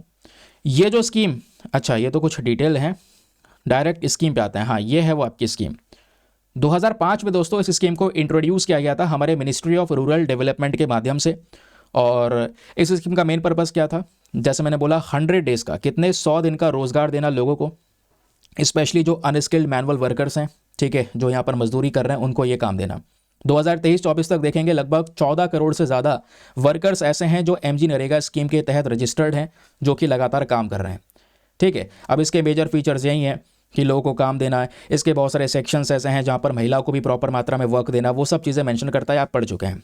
देखो एग्जाम में आप क्या पूछा जा सकता है, इंप्लीमेंटेशन एजेंसी, ये इंपॉर्टेंट पॉइंट है कि भाई कौन सा मंत्रालय है जिसके तहत एमजी नरेगा को इंप्लीमेंट किया जाता है, तो वह है मिनिस्ट्री ऑफ रूरल डेवलपमेंट, ध्यान में रखिएगा, यही इसको इंप्लीमेंट करता है। और ये अकेले नहीं, स्टेट गवर्नमेंट के साथ में एसोसिएशन के माध्यम से, यानी स्टेट गवर्नमेंट भी मिलकर यहाँ पे काम करती है। तो इसका मेन ऑब्जेक्टिव यहाँ पर यही है कि लोगों को रोजगार देना, उनके पास में अच्छा पैसा आएगा जिससे यहाँ पर वो गरीबी की रेखा से बाहर निकल पर आएंगे, ठीक है। तो स्पेशली जो यहाँ पे अमीर और गरीब के बीच का गैप है उसको पूरा करने के लिए ये एमजी नरेगा स्कीम को यहाँ पर इंट्रोड्यूस किया गया। इसका मेन पर्पस क्या है ये आपने देख लिया। इसके अचीवमेंट्स क्या है कि आजकल महिलाएं हैं, चाहे वो शेड्यूल कास्ट या शेड्यूल ट्राइब्स के लोग हैं, उन सबको यहाँ पे रोजगार मिला हुआ है इस एमजी नरेगा के तहत। हालांकि इसको इंप्लीमेंट करने में ढेर सारे चैलेंजेस भी हैं, कई सारी जगह पर यहाँ पे जो फंड्स है वो सही तरीके से डिस्ट्रीब्यूट नहीं किए जाते, या समय पर यहाँ पर इनको ये पैसा नहीं मिल पाता है ना, या फिर जो पंचायती राज इंस्टीट्यूशंस होते हैं, क्योंकि यहाँ पे पंचायती राज इंस्टीट्यूशन का भी एक बड़ा रोल होता है इन स्कीम्स को इंप्लीमेंट करने का। तो अगर यहाँ पे वो सही से इंप्लीमेंट नहीं करेंगे तो इफेक्टिव वे में उनके लोकल एरिया में स्कीम लागू नहीं होगी। या कई बार यहाँ पे कास्ट के बेसिस पे पहले पेमेंट दिया जाता है, बोला जाता है कि स्टार्टिंग में जब पेमेंट दिया जाता है इन वर्कर्स को तो एससी और एसटी वर्कर्स को पहले दिया जाता है, जिससे नॉन एससी वर्कर्स को पेमेंट लेट से मिलता है, या कई बार फंड्स खत्म हो जाते हैं तो उसकी वजह से उनको पेमेंट और ज़्यादा डिले हो जाता है, जिसकी वजह से वो काम भी छोड़ देते हैं। तो ये भी यहाँ पर एक परेशानी है कास्ट बेस्ड सेग्रीगेशन की। ये सब चैलेंजेस हैं, ध्यान में रखिएगा, ठीक है। बहुत सारा वर्क आज भी इनकम्प्लीट है। अब तो यहाँ पे आधार कार्ड का वेरिफिकेशन को भी एंटर कर दिया है, तो वो भी एक बहुत बड़ी समस्या करंट समय पर बताई जा रही है इस एमजी नरेगा के तहत, ध्यान में रखिएगा। तो एमजी नरेगा में ऐसा नहीं है कि बेसिकली किसी particular section of society of people के लिए लेकर आया गया, ऐसा कुछ भी नहीं है। हर कोई व्यक्ति यहाँ पर इसके अंदर में एलिजिबल है इसके बेनिफिट्स को लेने का। तो 2011 में इसी प्रकार से एक क्वेश्चन पूछ लिया गया कि among the following who are eligible to benefit from the Mahatma Gandhi national rural employment Guarantee Act, चारों में से वो कौन से लोग आपको देखने को मिलेंगे जिनको एमजी नरेगा का सबसे ज़्यादा बेनिफिट मिलेगा या वो एलिजिबल है इसके बेनिफिट उठाने के लिए। तो दोस्तों यहाँ पर किसी भी हाउस होल्ड के जितने भी एडल्ट मेंबर्स हैं सबके लिए यहाँ पर इस स्कीम को इंट्रोड्यूस किया गया है। इसमें कहीं पर भी क्लासिफिकेशन नहीं किया है कि भाई केवल इसके लिए स्कीम, ऐसा कुछ भी नहीं है, ठीक है। तो adult members of any household are eligible to gain benefit from the MG NREGA Act, ठीक, याद रखेंगे। चलिए फिर अगली खबर पर आते हैं। तो ये है दोस्तों आज के हमारे न्यूज़पेपर के दो इंपॉर्टेंट एडिटोरियल्स, दोनों ही नहीं हैं, उसके अलावा यहाँ पर एक और एडिटोरियल भी हमारे पास में काम का है। तो चलिए फिर एडिटोरियल का डिस्कशन करते हैं और ध्यान से सुनिएगा इन एडिटोरियल्स को, क्योंकि मैं मेंस का क्वेश्चन भी आपको इन्हीं एडिटोरियल के बेसिस पर देने वाला हूँ। तो दोस्तों यहाँ पे सबसे पहला जो एडिटोरियल है वो आप देख पाएंगे डीपी श्रीवास्तव साहब ने लिखा है। ये एक फॉर्मर एम्बेसडर एंड कोऑर्डिनेटर रह चुके हैं विवेकानंद इंटरनेशनल फाउंडेशन के, और इन्होंने यहाँ पर मेंशन किया है कि आज दुनिया भर के बहुत सारे देश जो बड़े बड़े यहाँ पर गोल सेट कर चुके हैं कि हम इतने साल तक अपने पोल्यूशन को काउंटर कर लेंगे, उसमें ढेर सारी समस्याएं हैं और भारत के पास में भी बहुत सारी समस्याएं हैं, जिसका एक सोल्यूशन हो सकता है न्यूक्लियर एनर्जी। वो कैसे सोल्यूशन होगा वो भी यहाँ पे राइटर समझाते हैं। मैं आपको बहुत ही ज़्यादा शॉर्ट तरीके से, बेहतरीन तरीके से यहाँ पे समझाने वाला हूँ, बस खाली आप चीज़ों को सुनिएगा अच्छे से। ये आपके सामने एडिटोरियल प्रेजेंट है, ठीक है। अब चाहो तो आप कुछ चीज़ें लिखते भी चलना, क्योंकि इस आर्टिकल को यहाँ से यहाँ तक पढ़ोगे आपको काफ़ी समय भी लगेगा। और दूसरी बात दोस्तों, जब हम लोग बात करते हैं ना कि सर ये आर्ट ऑफ आंसर राइटिंग क्या होती है, तो बेसिकली यहाँ पर वो ये तरीका है कि आप इस आर्टिकल को पढ़ के उसमें से क्या डेटा निकाल सकते हैं, कितनी समरी आप लिख सकते हैं। चलिए वो मैं आपको सिखाता हूँ, क्योंकि आर्टिकल अब मैंने पढ़ लिया है पहले। अब मैं आपको बताता हूँ कि इसमें क्या क्या पॉइंट्स इसको आप सीधा लिख सकते हैं या डायरेक्टली मेंशन कर सकते हैं। चलिए समझते हैं। सबसे पहले राइटर ने यहाँ पे क्या बात की है पता है? ये बात करते हैं आज भारत के सामने कौन कौन से चैलेंजेस हैं, कौन कौन से चैलेंजेस हैं ग्लोबल वार्मिंग से लड़ने के लिए। ग्लोबल वार्मिंग क्या है? टेम्परेचर का बढ़ना, क्योंकि प्रदूषण बढ़ेगा तो टेम्परेचर बढ़ेगा और तापमान बढ़ेगा तो उससे क्या होगा, बहुत सारी और ही परेशानियां होंगी, जिसको हम क्लाइमेट चेंज का नाम देते हैं। तो दोस्तों इसमें इंडिया को सबसे बड़ी समस्याएं फेस करने को मिल रही हैं। तो वो समस्याएं क्या हैं, चलिए वो यहाँ पे समझते हैं। सबसे पहली समस्या जो हमारे पास में है दोस्तों वो है भारत की डेवलपमेंटल नीड्स। अब ये सुनिएगा ये क्या मैटर बोलता है। एक तरफ इंडिया को ज़्यादा ज़रूरत है कि हमें यहाँ पर ग्रो करना है, अपने आप को बहुत ज़्यादा हमको डाइवर्सिफाई करना है, और डाइवर्सिफाई करना है, ग्रो करना है, क्लीन एनर्जी सोर्सेस इसके लिए चाहिए। क्योंकि सिंपल सी बात है यार, किसी भी देश की जब हम इकोनॉमी को ग्रो करने की बात करते हैं तो वो जो देश की इकोनॉमी ग्रो करती है उसके पीछे का रीज़न क्या है? उसका डेवलपमेंट। आज दो प्रकार के कंट्रीज़ हैं, एक आपको डेवलप्ड कंट्रीज़ देखने को मिलेंगे, लास्ट में ईडी लगाए, एक आपकी डेवलपिंग कंट्रीज़ है। ठीक है, तो इंडिया भी यहाँ पर आपकी डेवलपिंग कंट्री है, जबकि यहाँ पे डेवलप्ड कंट्रीज़ को गिनते हैं दोस्तों हम, तो यहाँ पे आपके कौन कौन से देश आ जाते हैं? आपके जितनी भी वेस्टर्न कंट्रीज़ हैं, यूएसए है, यूरोपियन कंट्रीज़ है, वो डेवलप्ड कंट्रीज़ हैं। लेकिन ये डेवलप्ड कंट्री बनी कैसे? क्योंकि यहाँ पर बहुत ज़्यादा इंडस्ट्रियल ग्रोथ हुआ। अब इंडस्ट्रियल ग्रोथ होने के पीछे बहुत सारा इलेक्ट्रिसिटी का यूज़ किया, इलेक्ट्रिसिटी जली, क्योंकि आपको बिजली बनानी है तो किससे बनाएंगे? कोयले से बनाएंगे, क्योंकि आज भी दोस्तों कोयले से सबसे ज़्यादा बिजली बनाई जाती है। अब कोयले से बिजली बनाई गई तो बहुत सारा प्रदूषण भी हुआ। तो इन देशों ने ऑलरेडी बहुत सारा पोल्यूशन किया हुआ है, पोल्यूशन करने के बाद में ये डेवलप्ड वाली स्टेज पे पहुंचे हैं। आज इंडिया डेवलपिंग स्टेज पे है, हमारा भी मेन पर्पस है कि हम डेवलप्ड कंट्री बने। तो डेवलप्ड कंट्री बनने के लिए हमें भी यहाँ पर इस तरीके से इंडस्ट्रियल ग्रोथ पे ध्यान देना होगा। इंडस्ट्रियल ग्रोथ पे ध्यान देने के लिए हमें भी इलेक्ट्रिसिटी की रिक्वायरमेंट पड़ेगी। अब इलेक्ट्रिसिटी की रिक्वायरमेंट पड़ेगी तो हमें भी यहाँ पर जो कोयला है वो भी जलाना पड़ेगा। तो परेशानी यह है कि आज हम कोयला जलाते हैं तो दुनिया भर की कंट्रीज प्रेशर डालती हैं कि भाई क्लाइमेट चेंज में इंडिया का बड़ा रोल आ रहा है, बहुत ज़्यादा भारत पोल्यूशन कर रहा है। लेकिन ये नहीं देखनी कि डेवलप्ड नेशंस में ने भी इतिहास में अपने हिस्ट्री में कितना ज़्यादा प्रदूषण किया है। इवन आज भी यूएसए जो प्रदूषण है बहुत ज़्यादा करता है, बहुत सारा एमिशन करता है। बट प्रॉब्लम यहाँ पर यही है कि भारत को अगर डेवलप्ड कंट्री बनना है तो हमें भी यहाँ पर ये प्रदूषण करना होगा। लेकिन अब वो कैसे करेंगे? क्योंकि इलेक्ट्रिसिटी तो अल्टीमेट रिक्वायरमेंट है डेवलपमेंट के लिए। तो इलेक्ट्रिसिटी में दोस्तों हमारे पास में वेरियस चॉइसेस हो सकती हैं। अब वो वेरियस चॉइसेस क्या क्या हैं, चलिए वो बता देता हूँ। वेरियस चॉइसेस में फॉर एग्जांपल आज हम कोयले को जो जलाकर एनर्जी जनरेट कर रहे हैं इसको हटाओ, इसकी जगह हम रिन्यूएबल एनर्जी का इस्तेमाल कर सकते हैं। अब रिन्यूएबल एनर्जी में दोस्तों कौन कौन सी एनर्जी हैं? आपकी यहाँ पर सन एनर्जी हो सकती है, सन की। अब सूर्य की जो किरणें हैं इससे हम क्या करते हैं, उसका इस्तेमाल करते हैं। और हमने सोलर पैनल बना रखे हैं, सोलर पैनल सूर्य की एनर्जी का यूज़ करके क्या करेगा, एक इलेक्ट्रिसिटी प्रोड्यूस करेगा, उस बिजली का हम इस्तेमाल कर सकते हैं। तो यहाँ पे कोई हमने कोयला नहीं जलाया, हमने सीधा सोलर पैनल का इस्तेमाल किया, और जो सूर्य है वो रोज़ निकल रहा है उसकी एनर्जी का हमने यूज़ किया। तो कोई प्रदूषण हुआ यहाँ पे? किसी प्रकार का कोई प्रदूषण नहीं हुआ। उसी प्रकार से विंड एनर्जी है, जहाँ पे जगह जगह पे हम लोगों ने विंड मिल सेट कर दिए, तो हवा से यहाँ पर हम टरबाइन घुमा के इलेक्ट्रिसिटी जनरेट कर रहे हैं। तो बेसिकली यहाँ पर भी कोई भी प्रदूषण नहीं हो रहा है। तो ये रिन्यूएबल एनर्जी का इस्तेमाल कर सकते हैं। लेकिन राइटर ने ये बताया कि सर रिन्यूएबल एनर्जी का इतना आसान नहीं है इसका इस्तेमाल करना। आज हम सोलर एनर्जी, विंड एनर्जी को बढ़ा रहे हैं, नो डाउट इंडिया बहुत सारे कंट्रीब्यूशन दे रहा है। लेकिन प्रॉब्लम यह है कि सोलर एनर्जी, विंड एनर्जी लगाने के लिए आपको बहुत सारा लैंड एरिया चाहिए। भाई सोलर पैनल ऐसे थोड़ी लग जाते हैं। सोलर पैनल लगाने के लिए आपको बहुत बड़ा एरिया चाहिए नहीं चाहिए? ठीक है, विंड मिल लगाने के लिए एरिया चाहिए नहीं चाहिए? तो यहाँ पे लैंड की रिक्वायरमेंट बहुत ज़्यादा है। अब लैंड के साथ साथ यहाँ पे इन्वेस्टमेंट भी बहुत सारा लगता है, क्योंकि जितना बड़ी ज़मीन उतने बड़े पे पैनल्स लगाना, उतने बड़े पे खर्चा, फिर सबसे बड़ी बात उसका मेंटेनेंस का खर्चा, रेगुलर बेसिस की उसकी साफ़ सफाई, तो ये भी एक इशू आता है। अब इन्वेस्टमेंट होता है तो यानी कि थोड़ा सा ये कॉस्टली पड़ जाता है।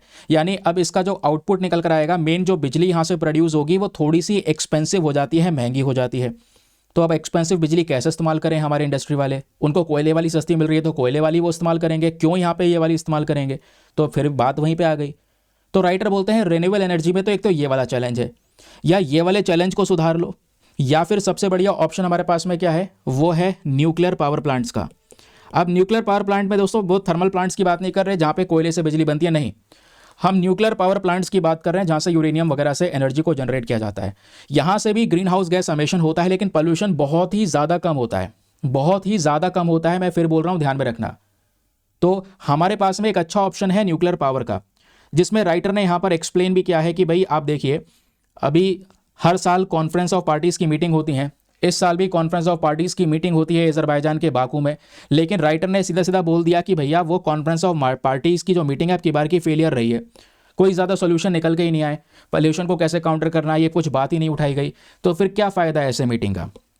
फिर उसके बाद में यहाँ पे इन्होंने मेंशन किया है कि उसी प्रकार से जो COP28 की मीटिंग हुई थी यूएई के अंदर में, वहाँ पे लगभग 20 से ज़्यादा देश ऐसे हैं जिसमें आपका यूएस भी है, उसके अलावा यहाँ पर फ्रांस है, जापान है, इन सब ने मिलकर यहाँ पर एक प्लेज ली। और प्लेज लेने के बाद में यहाँ पे कह सकते हैं एक प्रॉमिस किया दुनिया के सामने। वो प्रॉमिस ये था कि 2025 तक ये न्यूक्लियर पावर पे काम करेंगे। और न्यूक्लियर पावर से ऑलरेडी अगर आप देख पाएंगे दोस्तों, अमेरिका में 20% इलेक्ट्रिसिटी वो न्यूक्लियर पावर से जनरेट करते हैं। फ्रांस 70% एनर्जी यहाँ पर जो इलेक्ट्रिसिटी है वो न्यूक्लियर पावर से जनरेट करता है। इवन जापान ने एक बड़ा डिजास्टर फेस किया, फुकुशिमा एक्सीडेंट के बारे में पता होगा, जहाँ पे न्यूक्लियर पावर प्लांट के अंदर में पानी घुस गया था, जिसकी वजह से एक बड़ा डिजास्टर हुआ। तो इतना कुछ होने के बावजूद भी एक देश घबरा जाता है वापस से न्यूक्लियर पावर को एक्सेप्ट करने में, लेकिन जापान यहाँ पे फिर भी तैयार है कि हम अगेन वापस से न्यूक्लियर पावर पे काम करेंगे। तो इंडिया क्यों पीछे है? यहाँ पे इंडिया को भी अपने न्यूक्लियर पावर रिक्वायरमेंट्स को इंक्रीज करना होगा, भारत को भी यहाँ पे बढ़ाना होगा। हमारे पास में बॉडीज हैं, nuclear power corporation of India है जो हमारे यहाँ पे न्यूक्लियर पावर को जनरेट करती है। और न्यूक्लियर पावर में सबसे बड़ी बात यहाँ पर क्या है कि आपको एनर्जी मिलेगी अच्छी मात्रा में, और वो यहाँ पर एमिशन फ्री होगी। जो ग्रीन हाउस गैस एमिशन है, जो पोल्यूशन है दोस्तों, वो यहाँ पे बहुत ही ज़्यादा कम होगा, बहुत ही ज़्यादा कंट्रोल वे में होगा। तो हम इसको क्यों नहीं अपनाते? और दूसरी इंपॉर्टेंट चीज़ अगर आप देख पाएंगे तो यहाँ पे बिजली सस्ती भी रहेगी, है ना, ये भी यहाँ पे बोला जा रहा है। फिर राइटर यहाँ पे एक्सप्लेन करते हैं कि भाई आपको अगर सोलर एनर्जी जनरेट करनी है सूर्य से या साथ ही साथ में हवा से, तो उसके लिए आपको बड़ा लैंड चाहिए, ठीक है। लेकिन न्यूक्लियर पावर वाले मामले में दोस्तों आपको इतने सारे लैंड की रिक्वायरमेंट नहीं होगी, छोटी सी जगह पे आप यहाँ पे इस तरीके का प्लांट लगा पाएंगे जिसमें आप बहुत ज़्यादा पावरफुल एनर्जी को जनरेट कर पाएंगे। तो ये भी यहाँ पे एक बड़ा सोल्यूशन हो सकता है जिससे हमको प्रॉपर मात्रा में एनर्जी मिलेगी, और दूसरी बात सस्ती मिलेगी, क्योंकि अब सोलर एनर्जी और ये सारे के जो कॉन्सेप्ट्स आप देख पाएंगे इसमें इन्वेस्टमेंट बहुत ज़्यादा है, तो ये महंगी पड़ जाती है। जबकि यहाँ पे बोला जा रहा है कि अगर आप न्यूक्लियर वाली एनर्जी का इस्तेमाल करेंगे तो सस्ती पड़ेगी, न्यूक्लियर पावर से यहाँ पर आपको एनर्जी कम की पड़ जाएगी।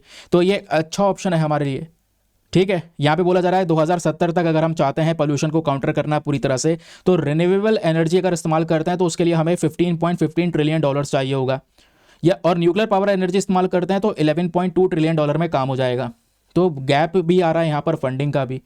तो हमें एनर्जी ट्रांजिशन की आवश्यकता है, क्योंकि आज प्रेशर ज़्यादा पड़ रहा है हमारे ऊपर में, और चाइना भी लगातार बहुत सारे एग्रीमेंट, बहुत सारे कह सकते हैं कि आज के समय पर प्रॉमिस कर चुका है कि हम यहाँ तक अचीव कर पाएंगे। फिर उसके बाद में दोस्तों यहाँ पे राइटर एक और चीज़ बोलते हैं कि इंडिया का जो टारगेट है ये बहुत दूर का है। हमने 2070 तक का टारगेट रखा है कि 2070 के बाद में भारत नेट जीरो एमिशन को अचीव कर लेगा, 2070 के बाद में हम पोल्यूशन नहीं करेंगे। ये सही नहीं है, इतने बड़े टारगेट जाने मत दो, क्योंकि आज 2070 तक का टारगेट है, इस वजह से इंडिया पोल्यूशन को काउंटर करने के लिए ज़्यादा कुछ नहीं कर रहा है।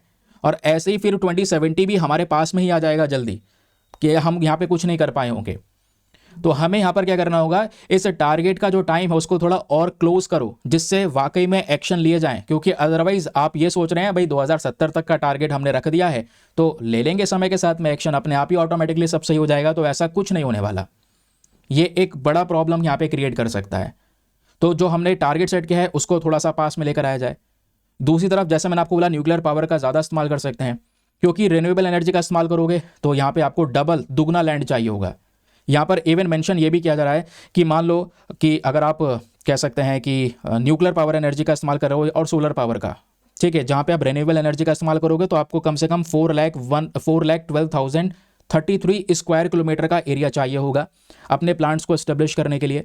जबकि यहाँ पे न्यूक्लियर पावर की एनर्जी अगर प्रोड्यूस करनी है तो उसके लिए आपको इससे आधे से ज़मीन में काम हो जाएगा, जो मैं आपको पहले ही बता चुका हूँ, ठीक है। और ज़्यादा मात्रा में एनर्जी जनरेट होगी, पावरफुल तरीके से जनरेट होगी। उस रिएक्टर को बनाने के ऊपर हमें काम करना है। आज भारत के पास में रिएक्टर्स ऑलरेडी प्रेजेंट है, हमारे पास में टेक्नोलॉजी ऑलरेडी है, बस खाली उसका एक्सपेंशन करना है हमें, तो ये हम कर सकते हैं, ठीक है। तो ये ग्लोबल वार्मिंग को लेकर भारत के लिए क्या चैलेंज है वो मैंने आपको बता दिया, भारत के सामने लड़ाई क्या है वो आपको बता दिया। अब लड़ाई में हम क्या कर सकते हैं वो मैंने आपका सोल्यूशन भी बता दिया। अब चलिए मैं आपको एक मेंस का क्वेश्चन दे रहा हूं, इसको अटेम्प्ट कीजिएगा। इसका आंसर सभी को लिखना है। देखो, अगर आप कॉपी पेन पे लिख के सबमिट नहीं करना चाहते हैं, एक आलस आता है मुझे पता है, लेकिन वो होना नहीं चाहिए आपके साथ में। अगर ऐसा हो भी रहा है तो फिर यहाँ पे आपको नीचे कमेंट सेक्शन में लिखना है ना। दिमाग कहेगा आलस देना तो आपको रोकेगा, लेकिन उस रेजिस्टेंस को हटाओ यार, अपने हिसाब से ब्रेन को चलाओ। क्वेश्चन अटेम्प्ट करना जरूरी है। क्वेश्चन क्या बोलता है जरा सुनिएगा। India's energy transition to net zero emission by 2070 presents both opportunities and challenges. Bharat ने जो एनर्जी ट्रांजिशन का कॉन्सेप्ट लिया है कि भाई 2070 तक हम नेट जीरो एमिशन तक आएंगे, इस नेट जीरो एमिशन तक पहुंचने के लिए हमारे पास में अपॉर्चुनिटीज़ भी हैं, यानी कि बहुत सारे अवसर भी हैं, लेकिन इसमें बहुत सारी समस्याएं, बहुत सारे चैलेंजेस भी हमारे सामने। तो आपको क्रिटिकली एग्जामिन करना है कि भाई किस तरीके से जो भारत का डेवलपमेंटल नीड्स है उसमें जो तेज़ी से बदलाव हो रहा है उसमें हमारे लिए क्या क्या चीज़ें हो सकती हैं एनर्जी सिक्योरिटी को लेकर, हमारे जो स्पेशली कमिटमेंट्स है जो हमने वादे कर रखे हैं, ज़रा उसको बताइए कि उसके इम्प्लीकेशंस क्या होंगे। तो ये डिटेल से आपने समझाना है। एक बार मैं हिंदी में रीड कर देता हूँ ताकि हिंदी माध्यम वाला एस्पिरेंट भी अच्छे से पढ़कर बढ़िया सा आंसर लिख सकें। क्वेश्चन ये है, 2070 तक शुद्ध शून्य उत्सर्जन के लिए भारत का ऊर्जा संक्रमण अवसर और चुनौतियां दोनों प्रस्तुत करता है। भारत की विकास आवश्यकताओं, ऊर्जा सुरक्षा और जलवायु प्रतिबाधाओं पर इस संक्रमण के प्रभावों का समालोचनात्मक परीक्षण कीजिए। 250 शब्दों में आंसर लिखना है। 15 मार्क्स का क्वेश्चन है। लिखने के बाद में कहाँ पे सबमिट करना है, टेलीग्राम पर जाना, वहाँ पे जाके सर्च बॉक्स में लिखना दीपक यादव एजुकेशन मेंस ग्रुप। जैसे आप फुल फॉर्म लिखोगे मेरा टेलीग्राम चैनल मिलेगा जहाँ पे ऑलरेडी 80,000 से ज़्यादा लोग जुड़ चुके हैं। आप भी जुड़कर अपने आंसर्स को लिखकर सबमिट कर सकते हो। अपने आंसर को सबमिट करने के साथ साथ एक छोटा सा काम करना है, कम से कम सभी लोग को 2-2 आंसर्स रिव्यू करने हैं। जब आप सभी लोग 2-2 आंसर्स को रिव्यू करोगे बहुत सारे फायदे होंगे आपको भी और सामने वाले को भी। आपको कुछ इंपॉर्टेंट पॉइंट्स मिलेंगे जो आप अपने नोट्स में इंक्लूड कर सकते हैं। सामने वाले के आंसर में अगर कोई मिस्टेक होती है तो आप उनको बता सकते हैं कि यहाँ पर इंप्रूवमेंट की आवश्यकता है। इस प्रकार से कोऑपरेटिव वे में वो पूरा का पूरा ग्रुप काम कर रहा है। ठीक है, चलिए फिर अगली आर्टिकल पर आते हैं। जो अगला एडिटोरियल है दोस्तों, इसके बगल में ही आपको दिखाई पड़ेगा, ये रहा, from waste to energy to pollution. तो इस एडिटोरियल को थोड़ा अलग से लेकर डिफाइन करेंगे और अच्छे से समझेंगे कि सर ये मामला एग्जैक्टली है क्या। देखिए, आपने कुछ प्लांट्स के बारे में सुना होगा। वेस्ट टू एनर्जी प्लांट का नाम सुना है कि भाई जो कचरा होता है, गार्बेज होता है, कूड़ा करकट जो होता है, उससे हम बहुत सारी ऊर्जा बनाते हैं इन पर्टिकुलर प्लांट्स के माध्यम से। लेकिन आज दोस्तों इन्हीं प्लांट्स की वजह से पॉल्यूशन भी हो रहा है, प्रदूषण भी हो रहा है। तो ये बड़ा ही प्रॉब्लम है हमारे सामने। तो आज का ये टॉपिक बहुत काम का है, इसको बिल्कुल भी इग्नोर मत कीजिएगा। इस पूरे टॉपिक की समरी भी मैं आपको प्रोवाइड करवाता हूं, डोंट वरी। चलिए सुनते हैं क्या कहते हैं यहाँ पे राइटर। सबसे पहली पॉइंट, राइटर ने यहाँ पर ये मेंशन किया है कि किस तरीके से जो हमारे थर्मल प्लांट्स हैं, जहाँ पे हम कोयला जलाकर बिजली प्रोड्यूस कर रहे हैं, तो कोयला जलेगा तो प्रदूषण तो होगा। थर्मल प्लांट्स के साथ साथ हमारे देश में स्पेशली दिल्ली की यहाँ पे बात हो रही है, तो वहाँ पे वेस्ट टू एनर्जी प्लांट्स भी हैं, जहाँ पे जितना भी कूड़ा होता है, कूड़ा करकट, उसको यहाँ पे इंडस्ट्री में डाल के उससे एनर्जी बनाने की बात की जाती है। लेकिन इससे भी प्रदूषण हो रहा है। तो इससे क्या हो रहा है दोस्तों, दिल्ली के अंदर में एयर पोल्यूशन इंक्रीज हो रहा है। उसको हम कैसे काउंटर कर सकते हैं वो यहाँ पे राइटर एक्सप्लेन करते हैं। चलिए, तो पहला पॉइंट इन्होंने दिल्ली के एयर पोल्यूशन क्राइसिस के बारे में ही समझाया है। ये बोलते हैं दिल्ली आज मोस्ट पोल्यूटेड सिटी है पूरे भारत में, और इवन यहाँ की जो एयर क्वालिटी है दोस्तों, वो अगर आप देखोगे जो हमारा वर्ल्ड हेल्थ ऑर्गेनाइजेशन होता है ना, उन्होंने एक लिमिट सेट कर रखी है कि भैया इससे ज़्यादा प्रदूषण नहीं होना चाहिए। लेकिन दिल्ली में क्या हाल है कि WHO की जो ये लिमिट है, इससे भी 17 गुना ज़्यादा, 7 टाइम्स ज़्यादा प्रदूषण आपको दिल्ली में देखने को मिल जाता है। ये एक समस्या है। दूसरी बात, दिल्ली के अंदर में आज जो पर्टिकुलेट मैटर है, जिसको हम बोलते हैं छोटे छोटे कंकड़ के टुकड़े, जो बहुत ही छोटे होते हैं, और ये जो PM 2.5 है स्पेशली, ये बहुत ही ज़्यादा है, जो कि हमारे बॉडी में चले जाता है जब हम सांस लेंगे। तो जब सांस लेंगे तो वो कंकड़ के टुकड़े हमारे रेस्पिरेटरी सिस्टम तक जाएंगे, जिससे एक इंसान को कैंसर तक हो सकता है। तो ये दोस्तों यहाँ पर दिल्ली का पोल्यूशन क्राइसिस हो गया। अब राइटर यहाँ पे दूसरे पॉइंट को एक्सप्लेन करते हैं। दूसरा पॉइंट यहाँ पे आता है प्राइमरी सोर्स पोल्यूशन। ये ज़रा यहाँ पे ध्यान में रखिएगा। ये क्या है, आज के समय पर जितनी भी ह्यूमन एक्टिविटीज़ हो रही हैं, जो भी मानव की हरकतें हैं, जिसमें यहाँ पर कोयले को जलाना हो गया है ना, पेट्रोल को यहाँ पे यूज़ करना हो गया। ऑब्वियस सी बात है, गाड़ी में पेट्रोल जलता है उससे भी पोल्यूशन होता है, डीजल जलता है उससे भी पोल्यूशन होता है।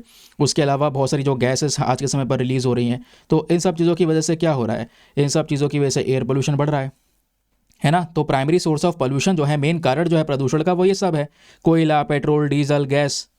उसके अलावा सबसे बड़ी चीज़ क्या है, कोयला बेस्ड पावर प्लांट्स। जो कोल बेस्ड पावर प्लांट्स आपको देखने को मिल जाता है वो हैं सबसे पहला चीज़, है ना। उसके अलावा दूसरा वेहिकुलर एमिशंस, गाड़ी मोटर, जिससे बहुत ज़्यादा प्रदूषण होता है। देन उसके बाद में कंस्ट्रक्शन हो रहा है, उससे प्रदूषण होता है। जो पटाखे फूटते हैं, फायर क्रैकर्स, उससे यहाँ पर प्रदूषण होता है। फिर उसके बाद में फसलें हम जो लोग जलाते हैं, क्रॉप बर्निंग, स्पेशली जो उसको स्टबल बर्निंग का नाम देते हैं, उससे प्रदूषण होता है। तो ये मेन रीजंस है दोस्तों, ध्यान में रखिएगा। ये और ऊपर वाले ये हिस्से, ये सब प्राइमरी सोर्स हैं प्रदूषण के।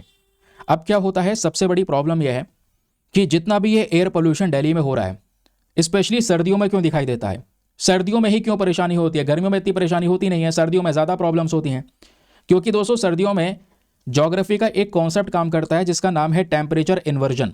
ये टेम्परेचर इन्वर्जन पढ़ा है ना, class 11th geography NCERT, last chapter, last topic, temperature inversion. ये क्या होता है, चलो मैं थोड़ा सा बता देता हूँ इसके बारे में। जैसे अगर हम नॉर्मल कंडीशंस में देखते हैं तो क्या होता है, देखो ये नॉर्मल कंडीशन है, नीचे जो हम जहाँ पे रह रहे हैं हमारे आसपास की जो हवा है वो गर्म होती है। अब वो जैसे जैसे आप ऊपर जाओगे हवा ठंडी होती चली जाती है, पहाड़ों पे आप देख पाओगे ठंड रहती है, और जितना जितना ऊपर चले जाओगे जो हवा का टेम्परेचर है वो कम होता रहता है, यानी कि हवा ठंडी होती रहती है। ठीक है, ऊपर टेम्परेचर कम होगा हवा ठंड हो जाएगी, ये नॉर्मली ऐसा ही होता है, आज भी ऊपर जाओगे ठंड हो जाती है ना, ये नॉर्मल कंडीशंस है। लेकिन टेम्परेचर इन्वर्जन क्या होता है, टेम्परेचर इन्वर्जन में दोस्तों ज़्यादातर विंटर वाले सिनेरियोज में देखने को मिलता है। तो विंटर वाले सिनेरियोज में क्या होता है, जो नीचे की हवा है वो काफ़ी ज़्यादा ठंडी हो जाती है, ऊपर वाली तो ठंडी है ही, लेकिन जो बीच वाली हवा है दोस्तों ये गर्म हो जाती है, वार्म हो जाती है। ठीक है, ये आप देख पाएंगे यहाँ पे तो जैसे जैसे ऊपर जाओगे ठंडी होती चली जाएगी हवा नॉर्मल कंडीशन में, लेकिन टेम्परेचर इन्वर्जन में जब आप ऊपर उठते हैं तो थोड़ा सा यहाँ पे वार्म एयर का लेयर भी आता है जिसको बोलते हैं इन्वर्जन लेयर, फिर उससे ऊपर जाओगे तब ठंडी हवा आती है। ऐसा क्यों, ये विंटर्स में हमको देखने को मिलता है क्योंकि दोस्तों यहाँ पे अगर आप देखेंगे रात के समय पर है ना, तो ठंड बहुत ज़्यादा हो जाती है, रात के समय पर कोई यहाँ पे सूर्य वगैरह तो निकला नहीं है, तो नाइट्स के समय पर जो यहाँ पर ठंड है वो बनी रहती है, स्काई वगैरह बिल्कुल यहाँ पर साफ़ हो जाते हैं, है ना। फिर अगर आप देखेंगे जो ये टेम्परेचर इन्वर्जन है वो इसी तरीके से यहाँ पे काम करता है, जो ऊपर वाली हवा है वो यहाँ पे गर्म रहती है, जो पोल्यूशन वगैरह है वो यहाँ पर कह सकते हैं हमारे ग्राउंड्स की तरफ ट्रैप हुआ हुआ रहता है। तो ये भी यहाँ पर एक चीज़ हमको नज़र आती है। वैसे बहुत डिटेल का कॉन्सेप्ट है टेम्परेचर इन्वर्जन, मैं आपको बस खाली बता रहा हूँ हाँ ऐसे कॉन्सेप्ट काम करता है। ये भी यहाँ पर एक रीज़न है जो कि आज के समय पर एक प्रॉब्लम क्रिएट कर रहा है। विंटर्स में बहुत ज़्यादा प्रदूषण यहाँ पे देखने को मिल जाता है, बहुत सारा पोल्यूशन ग्राउंड तक यहाँ पर बना रहता है। फिर आपके थर्मल प्लांट्स हो गए, थर्मल प्लांट्स के बारे में आपको बता ही दिया भाई, कोयले से चलने वाले जितने भी थर्मल प्लांट्स हैं उससे क्या निकलता है, सल्फ़र डाइऑक्साइड निकलता है जिसको हम बोलते हैं SO2, ये बहुत ज़्यादा रिलीज़ होता है। और पता है सल्फर डाइऑक्साइड इतना ज़्यादा है कि एक बार को हम ये बोलते हैं कि भाई जो स्टबल बर्निंग हो रही है पंजाब हरियाणा में, उस स्टबल बर्निंग से प्रदूषण होता है, वो हवा उड़कर दिल्ली आती है, दिल्ली से में प्रदूषण इस वजह से हो रहा है। लेकिन आप ये नहीं सोच रहे जो इंडस्ट्रीज़ लगी हैं दिल्ली के अंदर, जितने भी कोल बेस्ड थर्मल प्लांट्स हैं, उन थर्मल प्लांट्स में क्या हो रहा है कि जो भी सल्फर डाइऑक्साइड रिलीज होता है दोस्तों वो स्टबल बर्निंग से 240 गुना ज़्यादा है, 240 टाइम्स। तो ये अपने आप में कह सकते हैं बड़ा डिफरेंस है। तो थर्मल प्लांट्स को हम नज़रअंदाज नहीं कर सकते। तो कहोगे भाई कोई सोल्यूशन है इसका, हाँ सोल्यूशन है इसका भाई। थर्मल प्लांट्स को लेकर जो हमारी मिनिस्ट्री ऑफ एनवायरनमेंट है उन्होंने कुछ गाइडलाइंस को इंट्रोड्यूस किया, और उस गाइडलाइन में वो कौन सी गाइडलाइन है, फ्लू गैस डीसल्फराइजेशन सिस्टम, ये लगाने की यहाँ पर बात की है। क्योंकि दोस्तों प्रॉब्लम क्या है ना, सल्फर डाइऑक्साइड की जब बात करते हैं तो सल्फर डाइऑक्साइड जब बहुत ज़्यादा रिलीज होता है किसी पर्टिकुलर प्लांट से तो वो एक इंसान के लिए बिल्कुल भी सही नहीं है। अच्छा, क्योंकि sulphur dioxide major air pollutant में काउंट होता है, अगर आप ज़्यादा उसको इनहेल कर लेंगे तो एक इंसान, जानवर या प्लांट्स के लिए भी वो हार्मफुल है। उसी सल्फर डाइऑक्साइड की वजह से दोस्तों एसिड रेन होता है। अब एसिड रेन होगा तो वो हमारे फॉरेस्ट के लिए, हमारे फ्रेश वाटर के लिए, हमारी मिट्टी के लिए खतरनाक होता है, हर चीज़ को वो बर्बाद कर सकता है। और वही चीज़ यहाँ पे इन कोल थर्मल प्लांट से निकल रही है। तो इसको रोकने के लिए सरकार ने अनाउंस किया कि आपको क्या लगाना चाहिए, आपको लगाना चाहिए फ्लू गैस डीसल्फराइजेशन सिस्टम। अब ये क्या है दोस्तों, ये पर्टिकुलर एक ऐसा सिस्टम है जिसका मेन पर्पज़ ये होता है कि भाई जो भी पोल्यूशन ऐसे थर्मल प्लांट से निकल रहा है उसमें से सल्फर डाइऑक्साइड को निकाल लिया जाए, सल्फर डाइऑक्साइड को रिमूव कर दिया जाए, जिससे जो प्रदूषण होगा उसमें सल्फर डाइऑक्साइड नहीं होगा। इसके लिए यहाँ पर दोस्तों ये जो पर्टिकुलर इक्विपमेंट्स है वो यहाँ पे लगाए जाते हैं, ध्यान में रखिएगा, ठीक है, ताकि जो भी थर्मल प्लांट से जो फ्लू गैस निकल रही है, क्योंकि फ्लू गैस वो गैस है जिसमें सल्फर डाइऑक्साइड सबसे ज़्यादा है, पर्टिकुलेट मैटर है, डस्ट है, नाइट्रोजन ऑक्साइड है, कार्बन मोनोऑक्साइड है, ये सब चीज़ें प्रेजेंट होती हैं।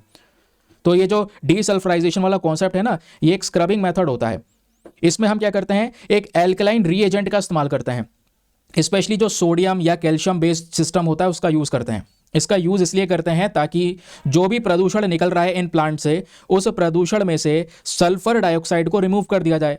सल्फर डाइऑक्साइड को रिमूव कर देंगे तो अब जो प्रदूषण है उसमें सल्फर डाइऑक्साइड है ही नहीं, तो वो इंसानों के लिए खतरनाक नहीं साबित होगा, उससे एसिड रन वगैरह जैसी चीज़ें नहीं होंगी।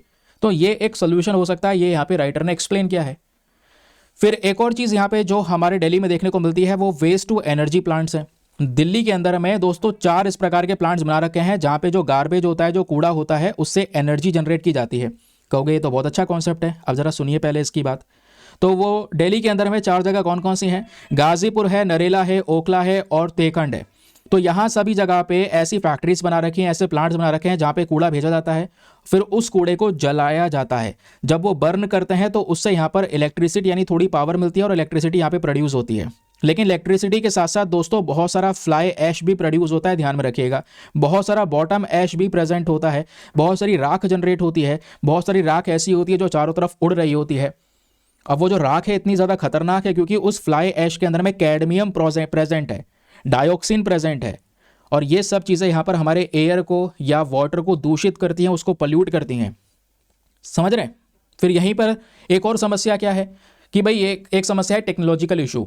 दिल्ली के अंदर में जितने भी वेस्ट टू एनर्जी प्लांट्स आपको देखने को मिलेंगे वो एडवांस टेक्नोलॉजी का यूज़ ही नहीं कर रहे। सिंपल कचरा आया, जलाया और काम कर दिया अपना। लेकिन जो प्रदूषण हो रहा है इस पर ध्यान नहीं दे रहे। उनको कम से कम फिल्टर यूज़ करने चाहिए थे। फिल्टर यूज़ करना एक बड़ा सोल्यूशन है। वही स्क्रबर की मैं बात कर रहा था, स्क्रबर यूज़ करना ज़रूरी है। तो ये सब यूज़ करेंगे तो इससे जो पोल्यूशन है उसको फिल्टर किया जा सकता है, जो हार्मफुल एलिमेंट्स है उस पोल्यूशन से निकाले जा सकते हैं, जिससे जो वायु है वो यहाँ पर शुद्ध रहेगी, जो या पोल्यूशन जो रिलीज होगा वो हमारे लिए इतना ज़्यादा घातक नहीं होगा। समझ रहे हैं? तो ये है दोस्तों यहाँ पर from waste to energy to pollution का मामला, दिल्ली के अंदर में क्या सिनेरियोज करंट समय पर क्रिएट हो रहे हैं। ये पूरा का पूरा आर्टिकल दोस्तों मैंने आपको बहुत ही ज़्यादा सिंपल शब्दों में एक्सप्लेन कर दिया है। प्लांट्स कहाँ पर क्या हैं, कैसे कैसे जो इशू है ना। तो ये सब चीज़ें हम लोगों ने कर ली हैं कवर। चलिए फिर आगे आते हैं। अब यहीं से एक और मेंस क्वेश्चन, क्योंकि एडिटोरियल है तो एडिटोरियल से यहाँ पे ज़्यादातर मेंस में क्वेश्चन ही बनते हैं। प्रीलिम्स में भी बनेगा तो आप तब भी सॉल्व कर पाएंगे क्योंकि इतनी डिटेल्स आपके पास में आ चुकी है ना। जब हम लोग बात करते हैं मेंस के क्वेश्चन की, तो आज का क्वेश्चन क्या बोलता है जरा सुनिएगा। क्वेश्चन यहाँ पर यह बोलता है, the role of coal based thermal power plants and waste to energy plants in intensifying air pollution remains largely unaddressed in a policy discussion. कहने का मतलब यह है कि आज जो कोयले से चलने वाले थर्मल प्लांट्स हैं जहाँ से बहुत ज़्यादा यहाँ पे प्रदूषण होता है, या फिर even waste to energy plants आपको देखने को मिलेंगे जहाँ से कूड़े से हम एनर्जी को जनरेट करते हैं, इन सब चीज़ों से क्या हो रहा है, वायु प्रदूषण होता है। लेकिन इस मामले को आज हम नज़रअंदाज कर देते हैं। बड़ी बड़ी नीतियाँ चला रहे हैं, पॉलिसी होती है, जब पॉलिसी डिस्कस की जाती है उसमें इस बात को देखा ही नहीं जाता है। तो इस बात को अब आपको देखना है और इस बात को समझते हुए आपको डिस्कस करना है और साथ ही साथ में सजेस्ट भी करना है। कुछ ऐसी नई नीतियाँ बनाइए, कुछ ऐसी पॉलिसीज़ यहाँ पर बताइए जैसे जिसकी वजह से हम यहाँ पर ऐसे इम्पैक्ट को कम कर सकते हैं अर्बन एरियाज़ के अंदर, स्पेशली दिल्ली वाले रीजन में। तो 250 शब्दों में आंसर लिखना है। 15 मार्क्स का क्वेश्चन है। एक बार मैं हिंदी में रीड कर देता हूं ताकि हिंदी माध्यम वाला एस्पिरेंट भी अच्छे से पढ़कर बढ़िया सा आंसर लिख सकें। तो क्वेश्चन क्या है, वायु प्रदूषण को तेज करने में कोयला आधारित थर्मल प्लांट और अपशिष्ट से ऊर्जा संयंत्रों की भूमिका नीतिगत चर्चाओं में काफ़ी हद तक अनसुलझी है। चुनौतियों पर चर्चा करें और दिल्ली जैसे शहरी क्षेत्रों में वायु गुणवत्ता पर उनके प्रभाव को कम करने के लिए नीतिगत उपायों का सुझाव दें। 250 शब्दों में लिखना है। 15 मार्क्स का क्वेश्चन है। लिखकर सबमिट कहाँ पे करना है वो ऑलरेडी मैं आपको बता चुका हूँ। नाउ अगला एडिटोरियल दोस्तों आपके सामने यहाँ पर ये प्रेजेंट है। सरबजीत सिंह परमर और साथ ही साथ में अरुद्र सिंह दोनों ने मिलकर यहाँ पर इस एडिटोरियल को लिखा है। राइटर के नाम ध्यान रखने की आवश्यकता नहीं है, बस खाली यहाँ पर जो इनका कहना है उसको याद रखिएगा। इस एडिटोरियल के अंदर में राइटर ने स्पेशल फोकस किया है कि भाई हम किस तरीके से भारत की जो नेवी है उसकी कैपेबिलिटीज़ को इंक्रीज कर सकते हैं, और वो कैपेबिलिटी आज हमारी बड़ी भी है, उसकी ज़रूरत भी थी, है ना। इंडिया का जो अंडर सी वॉरफेयर पावर है वो इंक्रीज हुआ है। समुद्र के दायरे में भारत की पावर बड़ी है। भारत आज न्यूक्लियर ट्रायड कंट्री बन चुका है, वो यहाँ पे राइटर ने डिस्कस किया है। अब ये क्या कहना चाहते हैं, आइए मैं आपको बहुत ही सिंपल शब्दों में समझाता हूँ, ठीक है। सबसे पहले जब मैं बात कर रहा था न्यूक्लियर ट्रायड वाले कॉन्सेप्ट की, तो इस वाले फोटो को देखिए। आज दुनिया में कुछ ही देश ऐसे हैं जिनको न्यूक्लियर ट्रायड कहा जा सकता है। सर ये न्यूक्लियर ट्रायड कंट्रीज कौन सी होती हैं? ट्रायड मतलब 3 चीज़ों से रिलेटेड है। जी बिल्कुल। अब 3 चीज़ें यहाँ पर कौन सी हैं? आपकी ज़मीन लैंड, आपकी हवा एयर, और आपका समुद्र सी। तो दोस्तों यहाँ पर न्यूक्लियर ट्रायड का मतलब क्या है? भाई आज हम ज़मीन से भी न्यूक्लियर अटैक करने की ताकत रखते हैं नहीं रखते हैं। हमारे पास में इंटरकॉन्टिनेंटल बैलिस्टिक मिसाइल्स हैं जिससे न्यूक्लियर हमला किया जा सकता है, ठीक है। तो इस वजह से यहाँ पर इसको पहले लैंड वाला कॉन्सेप्ट आ गया। फिर यहाँ पे आता है हवा का। हम एयर से भी अटैक कर सकते हैं। भाई Sukhoi 30 MKI, Mirage 2000, Rafale fighters, इनसे न्यूक्लियर बॉम्ब गिराए जा सकते हैं। तो हम हवा से भी न्यूक्लियर अटैक कर सकते हैं। तो ज़मीन से तो कर ही सकते हैं, हवा से भी कर सकते हैं। फिर बात आती है समुद्र से, तो समुद्र के लिए हमारे पास में सबमरीन्स हैं। INS अरिहंत का नाम आपने सुना होगा। तो INS जो अरिहंत है इसका पूरा ट्रायल वगैरह कंप्लीट हुआ है ना। हम K4 मिसाइल्स दाग सकते हैं, इससे भी न्यूक्लियर अटैक कर सकते हैं। तो चाहे वो हमारा ज़मीन हो, चाहे वो हमारी हवा हो, चाहे वो हमारा समुद्र हो, तीनों जगह से यहाँ पर अगर कोई कंट्री न्यूक्लियर अटैक करने की ताकत रखता है, देन उस कंट्री को हम न्यूक्लियर ट्रायड का नाम देते हैं। तो इंडिया भी दोस्तों करंट समय पर न्यूक्लियर ट्रायड है, ये ध्यान में रखिएगा, क्योंकि भारत के पास में भी तीनों जगह से न्यूक्लियर अटैक करने की कैपेबिलिटी है। ठीक है, इतनी बात यहाँ पर आपको क्लियर हो गई। हमने इसको लेकर बहुत सारे काम किए हैं, बहुत सारे टेस्ट हम लोगों ने यहाँ पर किए हैं। इसमें यहाँ पर US, UK, France, China, Russia, ये सब देश, ये कुछ मुट्ठी भर देश हैं जो कि न्यूक्लियर ट्रायड कंट्रीज़ कहलाती हैं। आज भारत भी दोस्तों इन लिस्ट में ऐड हो चुका है, भारत भी इसमें आ चुका है। ठीक है, वो यहाँ पे राइटर ने एक्सप्लेन किया है। और ये सब कैसे हुआ है, रिसेंटली आपको पता होगा हमने INS अरिहंत जो सबमरीन है, और ये सबमरीन भी nuclear power ballistic missile attack कर सकती है। अगस्त 2024 में इस प्रकार का जो सबमरीन है वो हमने रेडी किया, और आज ये सबमरीन की वजह से इंडिया का जो न्यूक्लियर ट्रायड है वो और ज़्यादा मजबूत हो गया। यानी समुद्र के रास्ते अभी तक हमारे पास में INS अरिहंत थी, अब INS अरिहंत भी आ गई। दोनों सबमरीन यहाँ पर कह सकते हैं न्यूक्लियर अटैक कर सकती हैं। न्यूक्लियर अटैक आपको पता है कितना ज़्यादा डिजास्टरस हो सकता है, तो INS अरिहंत की यहाँ पे राइटर ने बात की। फिर राइटर बात करते हैं प्रोजेक्ट 77 के बारे में, जिसको हम लोग शॉर्ट फॉर्म में P77 को कहते हैं। ठीक है, P77 ये क्या है ज़रा सुनिएगा। देखिए, जो हमारी कैबिनेट कमेटी ऑन सिक्योरिटी है, इन्होंने 40,000 करोड़ रुपीस, कितने, 40,000 करोड़ रुपए यहाँ पर अप्रूवल दिया। किस चीज़ के लिए, कि 2 न्यूक्लियर पावर अटैक सबमरीन बनाई जाएंगी, और जो पहली सबमरीन है वो 2036 से 37 तक आ जाएगी, जिसमें 90% अपने देश का ही कंटेंट हम यूज़ करेंगे, यानी कि इंडिजनाइजेशन वाला कॉन्सेप्ट अपनाया गया है। और इसी के साथ में इंडिया उन कंट्रीज़ में जुड़ जाएगा जिसके पास में न्यूक्लियर अटैक करने वाली सबमरीन भी होगी और न्यूक्लियर एनर्जी से चलने वाली भी सबमरीन होगी। 2 प्रकार की सबमरीन होती हैं, एक SSBN और दूसरी होती है SSN। ठीक है, तो दोनों को ध्यान में रखिएगा। एक है यहाँ पर न्यूक्लियर पावर चलने वाली, एक है न्यूक्लियर पावर अटैक करने वाली सबमरीन। दोनों सबमरीन भारत के पास में होंगी। ठीक है, फिर बात आती है नॉर्मल सबमरीन, कन्वेंशनल सबमरीन जो डीजल से चलती हैं। ऊपर वाले तो न्यूक्लियर पावर वाली आ गई, अब ये कन्वेंशनल सबमरीन क्या होती हैं। कन्वेंशनल सबमरीन भी भारत के पास में बहुत सारी हैं। प्रोजेक्ट 75 का नाम दोस्तों आप लोगों ने यहाँ पे सुना होगा। प्रोजेक्ट 75 के तहत हमने फ्रांस के साथ में कोलैबोरेशन किया है, जिसके तहत 6 स्कॉर्पियन क्लास की सबमरीन हमारे पास में तैयार होकर आ रही हैं। ठीक है, उसके अलावा प्रोजेक्ट 75I का नाम सुना होगा, है ना, जिसके तहत हम लोग जो AIP वाली टेक्नोलॉजी होती है, एयर इंडिपेंडेंट प्रोपल्शन। ठीक है, क्योंकि डीजल वाली सबमरीन में दिक्कत यह है कि उसको बार बार बाहर निकलना पड़ता है समुद्र से। अगर बार बार बाहर निकलेगी तो पकड़ी जाएगी, है ना, तो उसमें AIP टेक्नोलॉजी लगा देंगे जिससे वो लंबे समय तक पानी में टिक सकती है, रुक सकती है। न्यूक्लियर वाली सबमरीन तो ऑलरेडी लंबे समय तक पानी में रुकी रहती है, तो नॉर्मल सबमरीन में भी हम AIP टेक्नोलॉजी का यूज़ कर सकते हैं, ये सिंपल सी बात है। तो हमने प्रोजेक्ट 75I के तहत AIP टेक्नोलॉजी वाली जो सबमरीन है वो यहाँ पर यूज़ की है। उसका जो सबमरीन है वो भी यहाँ पर तैयार हो रही है दोस्तों, ये भी ध्यान में रखना है। फिर आज हम लोग यहाँ पर अनमैन्ड अंडर वाटर व्हीकल्स को तैयार करवा रहे हैं। उसके लिए 2500 करोड़ रुपए, 2,500 करोड़ रुपए दोस्तों यहाँ पे अलोकेट किए हैं कि 100 टन का हम खुद का एक पानी के अंदर चलने वाला व्हीकल तैयार करेंगे। ठीक है, जो इंडिया की कैपेबिलिटीज़ को और ज़्यादा बढ़ाएगा। ये अनमैन्ड व्हीकल होगा जिसमें कोई इंसान नहीं रहने वाला, इसको बस खाली ऊपर से ही हम यहाँ पे कंट्रोल करके चलाने वाले हैं, उसको लेकर भी पैसा खर्च किया जा रहा है। फिर भारत के बहुत सारे आज के समय पर स्ट्रैटेजिक गोल्स आपको देखने को मिल जाते हैं। ठीक है, जैसे आज ये सब करना ज़रूरी भी है। रीज़न यहाँ पर यह है कि भाई समुद्र का जो रास्ता है आज के समय पर वो इंडिया के साथ में लंबी बाउंड्री को शेयर करता है। 7,500 किलोमीटर से बड़ी बाउंड्री आज हमारी समुद्र के साथ में लगती है। तो नेवी की जो ये कैपेबिलिटीज़ हैं ये बहुत ज़्यादा मैटर करती हैं, है ना। लेकिन अब राइटर बोलते हैं कि भाई इसमें ना बहुत सारे चैलेंजेस भी हैं। आज हम अपने कह सकते हैं कि नेवी मिशन को और ज़्यादा बढ़ाएं, उसके लिए समस्या पहला है बजटरी इशू। बजट की एक बड़ी समस्या आज हमारे सामने देखने को मिलती है, क्योंकि बहुत सारे प्रोजेक्ट्स हम आज के समय पर खरीद रहे हैं अलग अलग देशों से, तो ढेर सारा पैसा चाहिए होता है।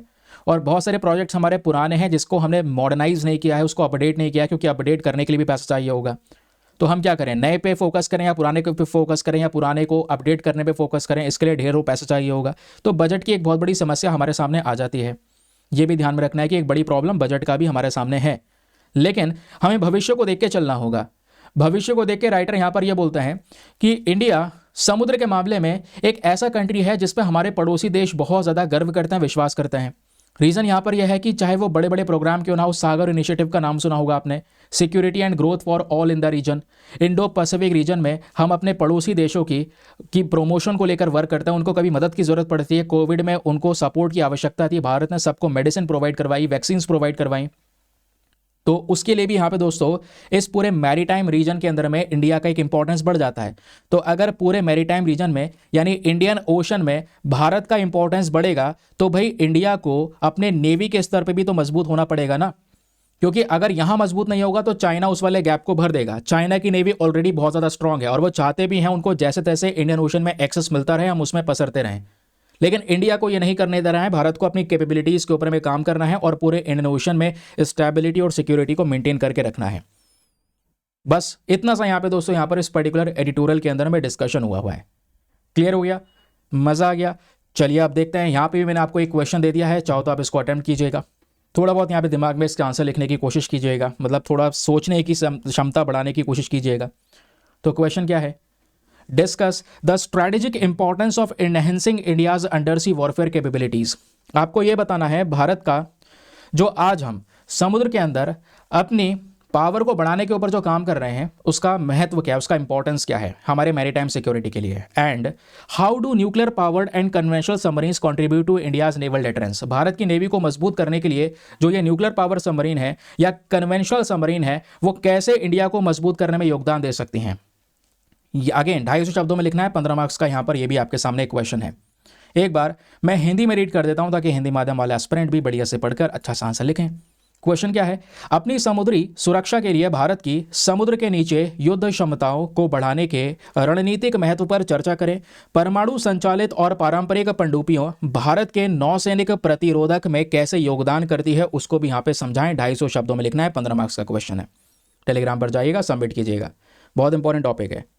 चलिए अब आगे बढ़ते हैं, लेकिन यार एक छोटी सी रिक्वेस्ट है आप लोगों से, यार मेक श्योर क्या करो, चैनल के ऊपर में सब्सक्राइब बटन दिया है उसको प्रेस कर लेना, ऑल नोटिफिकेशन को ऑन कर लेना, ठीक है। बेल आइकन को दबा के ऑल नोटिफिकेशन ऑन कर लोगे तो अभी आपको वीडियोस के नोटिफिकेशन टाइम पर मिलेंगे और जब मैं अपलोड करूंगा तुरंत आपके पास नोटिफिकेशन आ जाएगा, आप इसको देख सकते हैं। ये वीडियोस डेली अपलोड होते हैं, चाहे कुछ भी हो जाए। आपको न्यूज़पेपर के थ्रू करंट अफेयर्स को कवर करवाया जाता है, सोचने समझने की यहाँ पर क्षमता आपकी बढ़ने लगती है। मेंस क्वेश्चन दिए जाते हैं, अब स्टार्टिंग में प्रैक्टिस क्वेश्चन दिया है। बाकी यहाँ पर काफ़ी सारे लोग यहाँ पर बोल रहे थे सर प्रैक्टिस क्वेश्चन देने की आप बात कर रहे थे, प्रैक्टिस क्वेश्चन कैसे देंगे।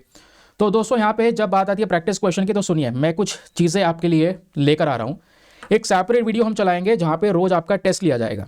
फॉर एग्जाम्पल जैसा आज का वीडियो हमने डिस्कस कर लिया है, अब ऐसा नहीं है कि आज के वीडियो के आधार पर ही क्वेश्चन तैयार करके मैं शाम को दे दूंगा या दूसरा वीडियो डाल दूंगा, वो तो आपको याद ही रहेगा।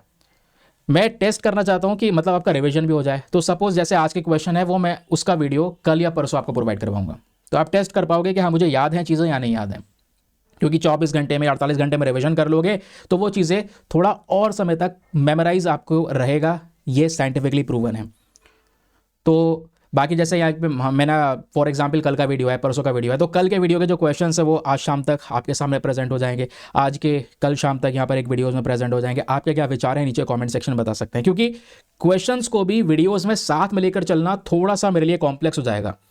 अब सुबह न्यूज़पेपर पढ़ने में, उसको लेकर कंटेंट रेडी करने में, बेसिक डेटा इकट्ठा करने में, क्वेश्चन तैयार करने में ऑलरेडी बहुत समय लग जाता है। उसमें मैं अलग से प्रैक्टिस क्वेश्चन प्रीलिम्स के लिए रेडी करूंगा तो दोस्तों और घंटों लग जाएंगे, कम से कम 6-7 घंटा लग जाएगा उसको तैयार करने में, फिर रिकॉर्डिंग का समय अलग। तो इस वजह से क्वेश्चन का वीडियो अगर सेपरेट कर लेंगे तो अपना ये वीडियोस का कंटेंट पहुंच गया। अब क्वेश्चन आराम से रेडी होते रहेंगे और जो रेडी होंगे वो क्वालिटी वाले क्वेश्चन रेडी हो पाएंगे। ऐसा नहीं है क्योंकि जब सुबह जल्दबाजी में रहेंगे तो फिर अच्छे क्वेश्चन भी नहीं बन पाएंगे, सिंपल सी बात है। तो क्वालिटी वाले क्वेश्चन जो एग्जैक्टली पेपर में पूछे जा सकते हैं वैसे क्वेश्चन तैयार करने के लिए थोड़ा समय लगता है। बता सकते हैं अपने पॉइंट ऑफ व्यूज। फिलहाल के लिए अगले यहाँ पर हम आर्टिकल पर आते हैं। नेक्स्ट जो आर्टिकल है दोस्तों ये बात करता है साइंटिस्ट डेवलप किसान कवच टू हेल्प फार्मर्स। रिसेंटली यहाँ पर ये आर्टिकल पब्लिश हुआ था, पता होना जरूरी है, हमने डिस्कस नहीं किया था। तो जो हमारे यहाँ पे साइंटिस्ट हैं, हमारे वैज्ञानिक हैं, उन्होंने हमारे किसानों की मदद करने के लिए किसान कवच बनाया है। ध्यान में रखिएगा, किसान कवच बेसिकली यहाँ पर इस पर्टिकुलर यूनिफॉर्म की बात हो रही है। ये जो इनको पूरी किट दी गई है ये प्रोटेक्टिव किट है।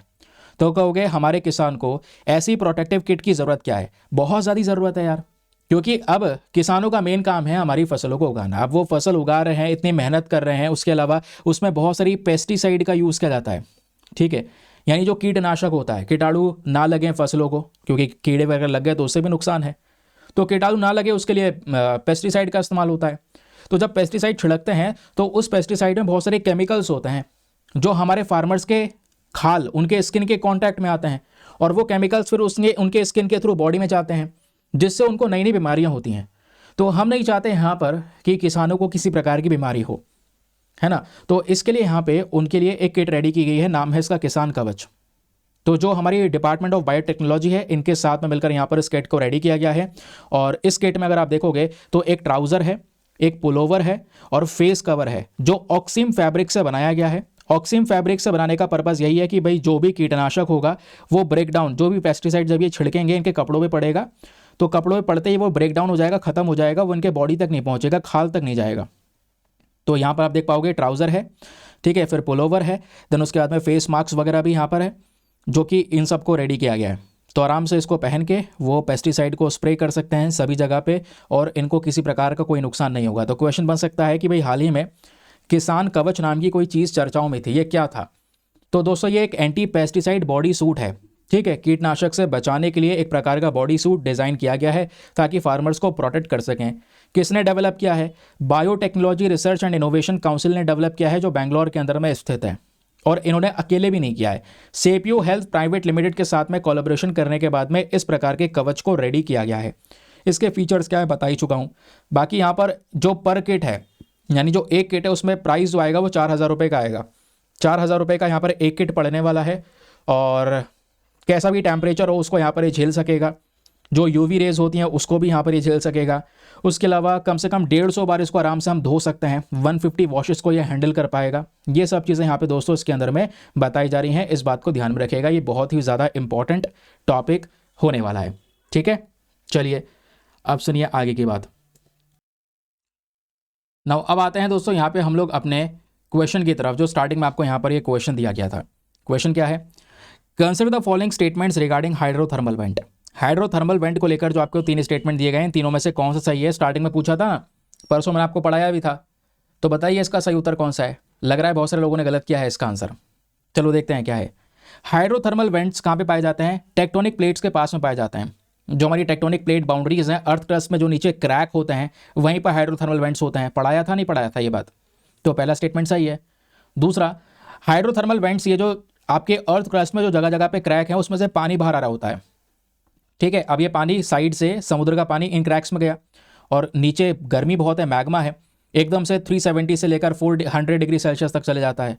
तो ये पानी इतना गर्म होकर प्रेशर बनता है। प्रेशर बनने के बाद में सीधा यहाँ पर दोस्तों ये पानी इस तरीके से प्रेशर के माध्यम से उठता है ऊपर, और उठता है तो एकदम यहाँ पर एक स्मोक, एक प्ल्यूम यहाँ पे जनरेट होता है, जैसे आप यहाँ पर देख पाओगे। ये समुद्र के अंदर मिलते हैं हाइड्रोथर्मल वेंट्स, ध्यान रखिएगा।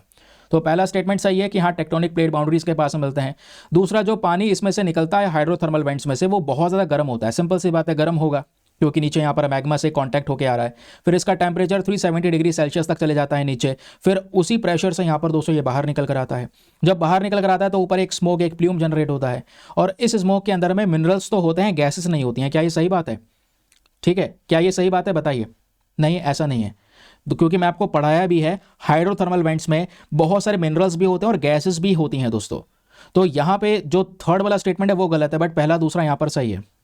First and 2 only is the correct answer, but third जो हमारा है वो स्टेटमेंट गलत है, क्योंकि इसमें मिनरल के साथ साथ गैसेस भी प्रेजेंट होती हैं। वापस से इस बात को याद रखना, एक छोटी सी गलती हो सकती है, एग्जाम में ऐसे क्वेश्चन बनते हैं, कई बार हम यहाँ पे बहुत ज़्यादा कन्फ्यूज हो जाते हैं।